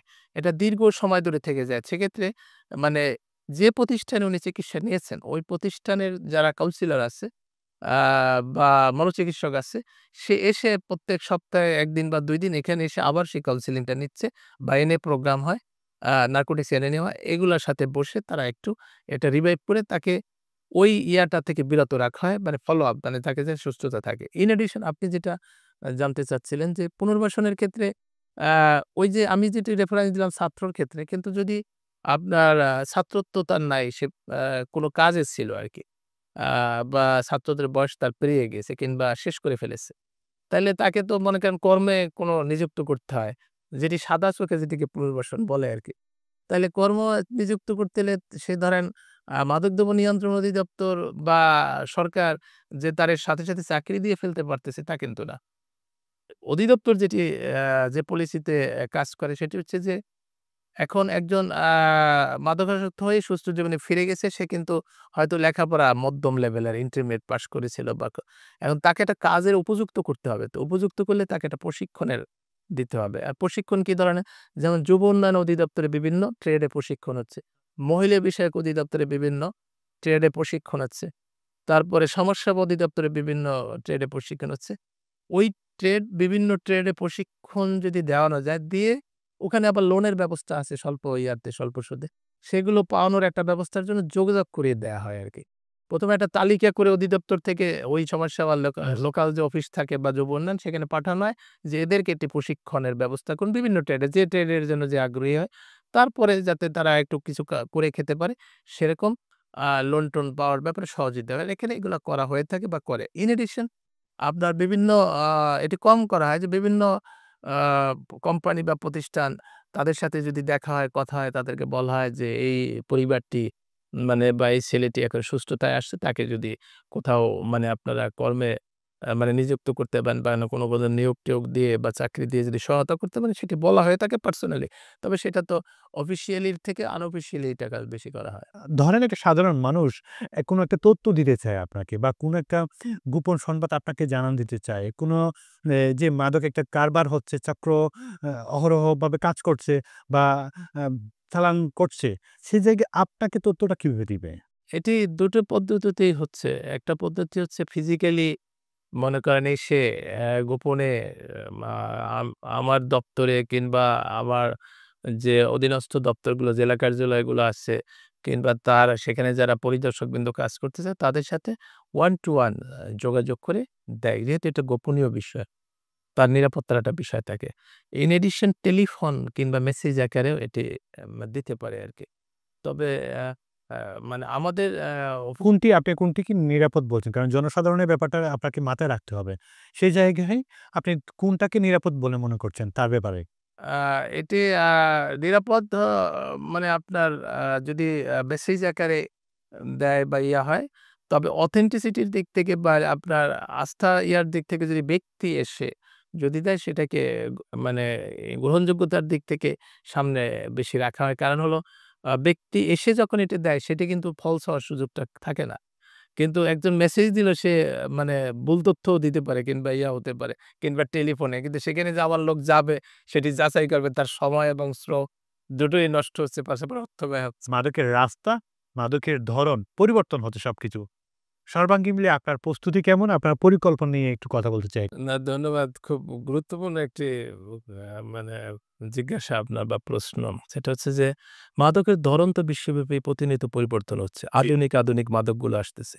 সেই প্রচলিত মাদক সেই মদ, গাঁজা কিংবা ধরেন ভাং, আফিম এইগুলোর মধ্যে আর সীমাবদ্ধ নাই। এই ওপিয়াম উদ্ভূত যে মাদক, আফিম আমি বললাম আরকি, সেটি পুরনো হলেও সেটির যে পরিশীলিত রূপ আরকি বা নিত্য নতুন ডাইভার্সন এর মাধ্যমে যেটি আসছে সেটির নামও অনেকে হয়তো শুনে থাকে না বা অনেকে জানে না। যখন এটি ধরা হয় তখন এটাকে টেস্ট করে তারপরে এটার মানে আপনার ইফেক্ট বা তারপরে এটা নির্ধারণ করা যায়। আর কিছু মাদক এখন আপনি যদি দেখেন আইস আপনার আসছে, ম্যাজিক মাশরুম আসছে, ডিওবি আসছে। হ্যাঁ, যে সমস্ত মাদকের এগুলো সাধারণ মানুষ কিন্তু জানেও না এগুলো এসবের নাম। তো আপনারা কিভাবে নির্ধারণ করেন যে এটাতে মাদক? এটি ওই যে টেস্ট হ্যাঁ, টেস্ট করে। ইয়াটা মানে ওটার যে এফেক্টটা সেটি বের হয়ে আসে। তো এইগুলো আপনার পাসারের ক্ষেত্রেও আবার যারা অভিনব কৌশলগুলো এপ্লাই করে, ওই যে বলে যে আপনি ডালে, ডালে সে পাতায়, পাতায় এরকম অবস্থা আরকি। আইন শৃঙ্খলা রক্ষাকারী বাহিনী বিশেষ করে মাদকদ্রব্য নিয়ন্ত্রণ অধিদপ্তর যে পদ্ধতিতে কাজ করার চেষ্টা করে সেখানে তার বিভিন্ন আ স্বল্পতা যেমন আছে ধরেন প্রযুক্তি, তারপরে জনবল, যানবাহন। পাশাপাশি অন্য দপ্তরগুলো মনে করেন তারাও তাদের মতো চেষ্টা করে। তাদের একটু বেশি থাকলেও তাদেরও তো ইয়ে আছে। কিন্তু এগুলো ওরা জানে যে এই ডিপার্টমেন্ট এইভাবে তারা মানে অভিযানিক কার্যক্রমটা পরিচালনা করবে কিংবা এই পন্থায় তাদেরকে ধরার চেষ্টা করবে। তখনই তারা ভিন্ন পন্থাটা এপ্লাই করে। ওই প্রচলিত যে ইয়াটা আছে ওটার বাইরে যায়। আপনি যদি বলেন ইলিশ মাছের পেটের মধ্যে হয়তো চলে আসতেছে। আপনি বললেন কুমড়োর ভিতরে মিষ্টি কুমড়ার মধ্যে বা লাউয়ের মধ্যে দিচ্ছেন। আ আপনি দেখবেন যে এখন মানুষের পেটের মধ্যে করে আসতেছে, যেটি আপনার ওই আ ইয়াতে কি বলে? ল্যাবরেটরিতে মানে নিয়ে বা ধরেন আপনার ওই যে আ ডায়াগনস্টিক সেন্টারে নিয়ে তাকে টেস্ট না করলে কিন্তু আপনি সেটা বুঝতে পারতেছেন না ভিতরে কি আছে। পাশাপাশি আপনি আ যেটা হচ্ছে যে সম্প্রতি এই নাইখাংছড়ির একটা প্রতিবেদনে বা আমাদের কাছে তথ্য আসছে যে গরু আ মে আ বান্দরবানের নাইক্ষ্যংছড়ি দিয়ে গরু পাচার হয়ে আসে। আ সেই সেখানে আপনার গরুর যে পা, মানে ২ পা, পিছনের ২ পার উপরের দিকে আরকি। উপরের দিকে ওই কেটে দিয়ে আরকি চামড়া। ওই তারপরে সেইখানে ইয়াবা ঢুকিয়ে দিয়ে সেলাই করে আটকে দিচ্ছে। এখন একটা গরু আসলে গরুর আ আপনার সন্দেহ করলেও আপনি গরুর পেটের মধ্যে বা ইয়া দিয়ে কিন্তু চামড়ার মধ্যে আপনার ইয়ে আছে বা ২ পায়ের ফাঁকের মধ্যে যেখানে কেউ মানে দেখতে পাবে না বা তাকাবে না সেইখানেও ইয়া করতেছে। আ এবং আপনার রিসেন্টলি আমাদের ডিএনসি চট্টগ্রাম মেট্রো কার্যালয় কর্তৃক একটি উদ্ধার ছিল যে একটা টেবিল। সাধারণত টি টেবিল যেটা বা গোল টেবিল থাকে না ছোট? যেটা হ্যান্ড ক্যারি করা যায় আরকি। যেটা বাচ্চারা পড়ে-টরে কিংবা অনেক সময় চা ক্ষেত্রে। তো ওই টেবিলের মানে একজন বাহক আরকি একটা রিক্সায় করে টেবিলটা নিয়ে যাচ্ছে একটা দোকান থেকে। এখন এটি সন্দেহ করার কোনোই অবকাশ থাকে না যে টেবিলটার মধ্যে কিছু থাকতে পারে। কিন্তু মানে বিশ্বস্ত সোর্সের মাধ্যমে জানা গেল যে ওই টেবিলের মধ্যে ইয়াবা আছে। এবং তাকে চেস করার পরে সে খুব অবাক যে, "টেবিল আমি টেবিল নিয়ে যাচ্ছি, আপনি আমাকে ইয়া করতেছেন। টেবিলের মধ্যে আবার কি?" পরে তাকে অনেক ইটি করে স্থানীয় লোকজনও সেটা অনেক ক্ষেত্রে অবাক হচ্ছে যে, "টেবিল আবার কি?" তারাও অনেকটা আপত্তি। কিন্তু সেই টেবিল গিয়া ওই যে মিস্ত্রি দিয়ে খোলানো হইলো। পাটাতন যেটি টেবিলের যে ২ টি পাটাতন আছে। একটা ফলস পাটাতন লাগিয়ে সেইটার ভিতরে ৪,০০০ পেজি ইয়াবা মানে নিয়ে আসছে। এখন এই যে অভিনব কৌশলগুলো, এগুলো আইডেন্টিফিকেশন এর ক্ষেত্রে প্রযুক্তির যেমন দরকার, পাশাপাশি জনগণের সহজে রাইট, রাইট। এবং ইনফরমেশন যদি সঠিক হয় তাহলে এটি উদ্ধার করা সম্ভব। আর আ মানে এত মানুষের বিপরীতে স্বল্প জনবল দিয়ে যেমন কাজ করার আ অ অ অসুবিধা, পাশাপাশি সুবিধা তখনই যখন জনগণের সহায়তাটা পাওয়া যাবে। সেক্ষেত্রে আমি মনে করি বা একজন নাগরিক হিসাবে, একজন দায়িত্বশীল কর্মকর্তা হিসাবে যে এই মাদক নামক যে ক্ষতিকর যে বস্তু যেটি দেশকে বা দেশের যুব সমাজকে ব্যাপকভাবে ক্ষতিগ্রস্ত, উন্নয়ন ব্যাহত করতেছে, যুব সমাজকে ধ্বংস করে দিচ্ছে। এটা কি আসলে খুব লাভজনক ব্যবসা? যে এটা এত রিস্ক নিয়ে, এত কলা কৌশল ব্যবহার করে করতেই হবে? হ্যাঁ, না এটা লাভজনক তো বটেই। কারণ একটা ইয়াবা আপনার উৎসমূলে যেখানে ধরেন মিয়ানমার কিংবা ইন্ডিয়ান বর্ডারে যে দামে সে কিনে, তার প্রায় ১০ গুণ দামে হয়তো ঢাকা শহরে বিক্রি হয় আরকি। এখন একটা ইয়াবা যদি আপনার মিয়ানমারে যদি ৳১০০ বা ৳৮০ বা ৳৫০ যদি সেতে কেনে, তাইলে হয়তো ওখানে গিয়ে আপনার ৳৫০ নকলে হলে তো ৳৫০০ ঢাকায় বিক্রি হচ্ছে। এই মাঝপথে হয়তো দামে ভেরি করতেছে আরকি। ওই চিটাগাং এ আসলে ৳৩০০ হচ্ছে। কুমিল্লা গেলে ৳৪০০ হচ্ছে। এরকম মানে ইয়া হচ্ছে। এটি অধিক লাভজনক হওয়াতে এটির জন্য ঝুঁকি নিয়ে অনেকে এই ব্যবসার সাথে এটার জন্য অনেকে মনে করেন কি বলবো? অনেক কাজ নাই, বেকার, সেটা একটা কারণ হতে পারে। কিংবা ধরেন অতি লোভ হতে পারে একটা কারণ যে আর মনে করেন একদিন কাজ করলে একজন লেবার শ্রেণীর মানুষ সে হয়তো ৳৮০০ পায়, ৳৭০০ পায়। কিন্তু সে যদি একটা চালান বা ছোটখাটো ১,০০০ পিস ইয়াবা যদি কোথাও পৌঁছে দিতে পারে, সে হয়তো ৳২,০০০ পাইলো আরকি। তো সে মনে করে যে এটা দ্বিগুণ পাচ্ছে বা আরো ৩ গুণ পাচ্ছে। তো সেটা ঝুঁকিটা সে নিয়ে থাকে অনেক। আবার ধরেন প্ররোচনা থাকে, তারপর ভয়ভীতি থাকে, বিভিন্ন সিন্ডিকেট। চট্টগ্রামে কি আসলে একটা বাজার আছে তাদের? হ্যাঁ, যেটা আপনি পরের প্রশ্ন যেটা বাজার বলতে আসলে ওরকম বাজার হচ্ছে যে যুবক শ্রেণী যারা একটা শ্রেণী যারা আ মনে করেন পদভ্রষ্ট কিংবা ভ্রান্তি কিংবা এক কথায় মিথ্যের আ দ্বারা ইয়া হয়ে তারা এই মনে করে যে এইটা খেলে পরে তার আ মানে ভালো লাগবে কিংবা এটা খেলে তার মনে করেন যদি হতাশায় থাকে হতাশা থেকে দূরে থাকতে পারবে। আ মনে করেন যদি কোনো ব্যর্থতা থাকে তার ব্যর্থতা দূর হবে। কিংবা অনেকে মনে করে বিশেষ করে ছাত্রদের মধ্যে একটা গ্রুপ মনে করে যে এটি খেলে পরে বিশেষ করে ইয়াবা যে শক্তি বর্ধন হবে বা এনাবলিক স্টেরয়েড টাইপ যে সবগুলাকে আপনার মনে হয় না এগুলো সবগুলাই মিথ্যা একটা বিষয়? অবশ্যই মিথ এবং এই যে মনে করেন এটার ইয়াবা যারা সেবন করে তাদের ঘুম নষ্ট হয়। আ উত্তেজনা তৈরি হয়, সবই ঠিক আছে। কিন্তু পরবর্তীতে স্তিমিত হয়ে যাবে। এখন একই সাথে ধরেন হেরোইন যারা সেবন করবে এরা হচ্ছে উত্তেজনা হবে, এটা স্টিমুল্যান্ট হয়, আবার ডিপ্রেজেন্ট হয়ে যায়। মানে তার একটা স্তিমিত হয়ে যায়। হ্যাঁ, এটা সাময়িক। এই টোটাল অ্যাজ এ হোল এই কথাটা হচ্ছে মিথস, একটা ভ্রান্তি। মাদক থেকে বড়, বড় অপরাধ জন্ম নেয়। ১ম এ সে মাদক সেবন করে। তার পরবর্তীতে সে এই মাস্তানি বলেন, চুরি বলেন, ডাকাতি বলেন, খুন করা বলেন, সবগুলোর উৎপত্তি স্থান কিন্তু মাদক। সেই জায়গায় আপনি একটু তরুণদেরকে উদ্দেশ্য করে এবং আ পরিবারকে উদ্দেশ্য করে যদি আপনার কোনো মেসেজ থাকে। এই মাদকের এই মিথস্যেকি হোক কিংবা কারো প্ররোচনায় হোক কিংবা প্রলোভনে হোক, যে এই মাদকের সাথে যারা জড়াচ্ছে, বিশেষ করে ব্যবসা এবং মাদক সেবনে, দুটো পরিবারই ধ্বংস হচ্ছে। যারা ব্যবসায় জড়াচ্ছে তারা কিন্তু আইনগতভাবে একসময় না একসময় ধরা পড়ছে এবং তার শাস্তি হচ্ছে। শাস্তি হলে সে যেমন শাস্তি পাচ্ছে, পাশাপাশি তার পরিবারটিও ক্ষতিগ্রস্ত হচ্ছে। আর যারা মাদক সেবন করতেছে তারা বুঝে হোক, না বুঝে হোক কিংবা কারো প্ররোচনায় হোক কিংবা ভ্রান্তিতে হোক, সেটি কিন্তু তার জীবনটাকে নষ্ট করছে তার পরিবারের জীবন, তার ভবিষ্যৎ। সর্বোপরি ক্ষতিগ্রস্ত হচ্ছে আমার দেশ। আমার দেশ এই ছোট্ট ভূখণ্ড, ৫৬,০০০ বর্গমাইল। এই দেশের আমরা মানে গর্বিত নাগরিক, যারা আমরা চাই এই ছোট্ট দেশটি সামনের দিকে এগিয়ে যাবে। কিন্তু আমাদের সম্পদ বলতে কিন্তু এই জনসাধারণই। এই মানে আমাদের যে প্রায় ১৮ কোটি জনসাধারণ, যারা যুব সমাজের দিকে আমরা তাকিয়ে থাকি, যে যুব সমাজ সামনের দেশকে মানে আরো এগিয়ে নিয়ে যাবে বা দেশ পৃথিবীর বুকে মাথা উঁচু করে দাঁড়াবে। আমি আহ্বান জানাবো অভিভাবকদের প্রতি। এই আপনারা আপনাদের সন্তানদের দিকে বিশেষভাবে নজর দিন। সন্তানকে সময় দিন। সন্তান কোথায় যায়, কার সাথে মিশে, কখন বাড়িতে ফিরে, কখন ঘুম থেকে উঠে, রুমের মধ্যে থেকে দরজা বন্ধ করে কি করে, আপনার কার সাথে কথা বলে, এগুলো একটু বিশেষভাবে মনোযোগ দিয়ে সন্তানকে সময় দিন। আপনি সন্তান যখন বাড়ি ফিরে তাকে নিয়ে এসে একই টেবিলে বসে গল্প করুন, খাওয়া-দাওয়া করুন। বাবা-মার ভালোবাসার থেকে শক্তিশালী কিছু নেই। এই সন্তান যখন মনে করবে যে তার এটি যদি বিনোদনের বিকল্প হিসাবে মাদককে সে বেছে নেয়, সেই বিনোদনের পরিবেশটি আপনি বাড়িতে তৈরি করুন। আপনি সন্তানের সাথে গল্প করুন।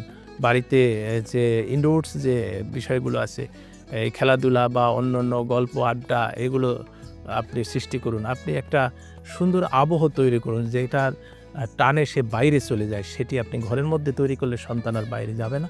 আমি বাবা-মা এবং অভিভাবক যারা, বিশেষ করে সকল পর্যায়ে, পাশাপাশি শিক্ষা প্রতিষ্ঠানের যারা সম্মানিত শিক্ষক মণ্ডলী আছেন, সবার কাছে আমন্ত্রণ জানাবো, বা বিভিন্ন শ্রেণী পেশার সুধী সমাজ, বিভিন্ন সেক্টরের জনপ্রতিনিধি সহ যারা যেখানে কাজ করছেন, আপনি দায়িত্বশীল ভূমিকায় থেকে আপনার সন্তানকে সুস্থ রাখুন, আপনার পরিবারকে সুস্থ রাখুন। আপনার পরিবার, আপনার সন্তান যখন সুস্থ থাকবে, সুস্থ হবে সমাজ, সুস্থ হবে একটি সুন্দর দেশ তৈরি হবে। সবাই আমরা ভালো থাকবো। সবাইকে ধন্যবাদ। অসংখ্য ধন্যবাদ আপনাকে। আসলে আপনি এই যে মাদক নির্মূলে, মাদক নিধনে আপনি আপনার অফিসকে সাথে নিয়ে দিনরাত অক্লান্ত পরিশ্রম করে যাচ্ছেন। এসে কীভাবে মাদক দ্রব্য নিয়ন্ত্রণ করা যায় এবং যারা মাদক ব্যবসায়ী আছে তাদেরকে আটক করা যায়, গ্রেপ্তার দেখানো যায়। সব কিছু মিলিয়ে আসলে অনেক চ্যালেঞ্জিং একটা পেশাতে কাজ করছেন। সে খুব ব্যস্ত থাকেন, নিজেকে খুব ব্যস্ত রাখেন। সেই ব্যস্ততম সময় থেকে এটিএন বাংলাকে সময় দিয়েছেন। এটিএন বাংলার পরিবারের পক্ষ থেকে আপনাকে অসংখ্য ধন্যবাদ। আপনাকে অসংখ্য ধন্যবাদ। ধন্যবাদ এটিএন বাংলা কর্তৃপক্ষ এবং পরিবারকে সুন্দর একটি আয়োজন করার জন্য। এটি সময়ের দাবি, সময়ের প্রয়োজন। সুপ্রিয় দর্শক, আপনারা সকলে জানেন এই চট্টগ্রাম এক্সপ্রেসের মাধ্যমে আমরা আলোচনা করি চট্টগ্রামের উন্নয়ন সমস্যা এবং সম্ভাবনা নিয়ে। তার পাশাপাশি আজ খুবই গুরুত্বপূর্ণ একটা বিষয় নিয়ে আজ আলোচনা করেছি, সেটা হচ্ছে তরুণ সমাজ, যুব সমাজ, যেটাকে মানে ধ্বংসের অন্যতম হাতিয়ার হিসেবে কাজ করছে। একটা সমাজ, একটা প্রজন্ম ধ্বংস হচ্ছে, অন্যতম হাতিয়ার মাদক। এই মাদক নিয়ে আজ আমরা কথা বলেছি এবং মাদক নির্মূলের চট্টগ্রামের চিত্র নিয়ে কথা বলেছি, চট্টগ্রামের চ্যালেঞ্জ নিয়ে কথা বলেছি এবং তা মাদক নির্মূলে একমাত্র মানে অনেক তো প্রতিষ্ঠান আছে, কিন্তু মাদকের জন্য আলাদা করে নাম উল্লেখ করে একটা প্রতিষ্ঠান, মাদক দ্রব্য নিয়ন্ত্রণ অধিদপ্তর। এই মাদক দ্রব্য ও নিয়ন্ত্রণ অধিদপ্তর চট্টগ্রাম বিভাগ, চট্টগ্রাম অফিস, পাশাপাশি আরও 11টি জেলার অফিস এবং অন্যান্য সাব অফিসগুলো কীভাবে কাজ করছে তা নিয়ে আজ আমরা ব্যাপক আলোচনা করেছি। আগামী পর্ব দেখবার আমন্ত্রণ জানিয়ে শেষ করছি আপনাদের সকলের প্রিয় অনুষ্ঠান চট্টগ্রাম এক্সপ্রেস। সেই পর্যন্ত ভালো থাকুন, সুস্থ থাকুন। আল্লাহ হাফেজ।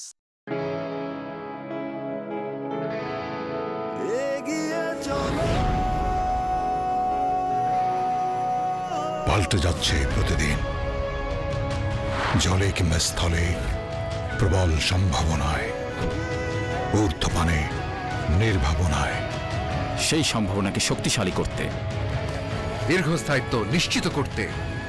নিরাপত্তার প্রতিশ্রুতি। HM Steel Expert। HM Expert B500 CWR। স্বাধীনতার সুবর্ণ জয়ন্তীতে নতুন বাংলাদেশ গড়ার প্রত্যয় এলো HM স্টিল। অভিজ্ঞ কর্মী বাহিনী, প্রতি স্তরে যত্ন। HM steel expert B500 CWR। স্বাধীনতা এনেছি, স্বাধীনতা রাখবই, শক্ত হাতে গড়ব দেশ। দৃঢ় মজবুত শক্তিতে অটুট HM steel. Spell magic. MAGIC magic.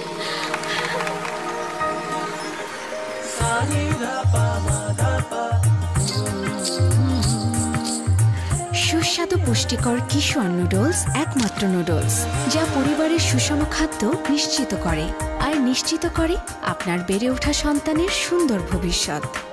কিশোর নুডলস, মমস ম্যাজিক।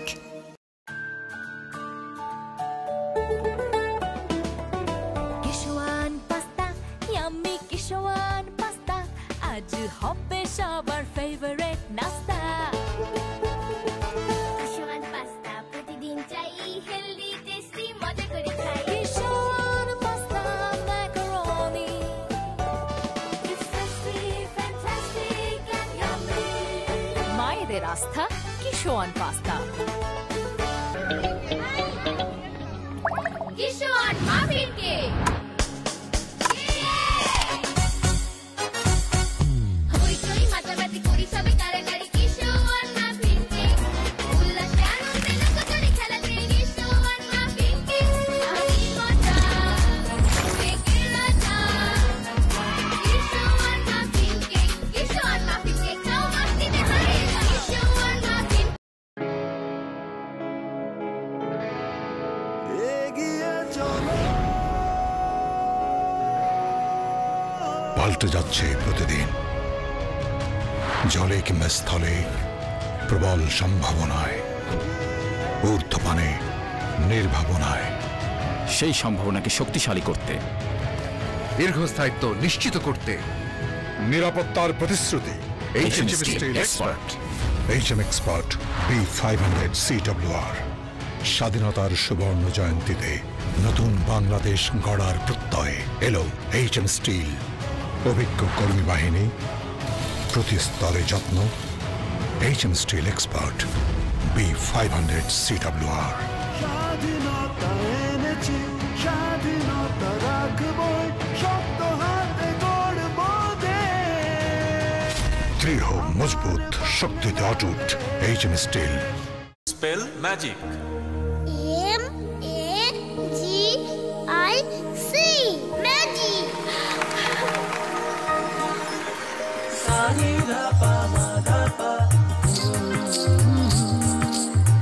সুস্বাদু পুষ্টিকর কিশোর নুডলস একমাত্র নুডলস যা পরিবারের সুষম খাদ্য নিশ্চিত করে আর নিশ্চিত করে আপনার বেড়ে ওঠা সন্তানের সুন্দর ভবিষ্যৎ। কিশোর noodles, moms magic.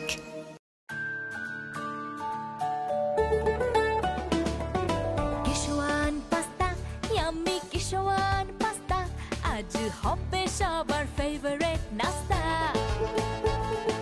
Kishwan pasta প্রতিদিন চাই, হেলদি টেস্টি মজা করে খাই। Kishwan pasta macaroni, It's tasty, fantastic and yummy. মায়েদের আস্থা কিশোয়ান পাস্তা।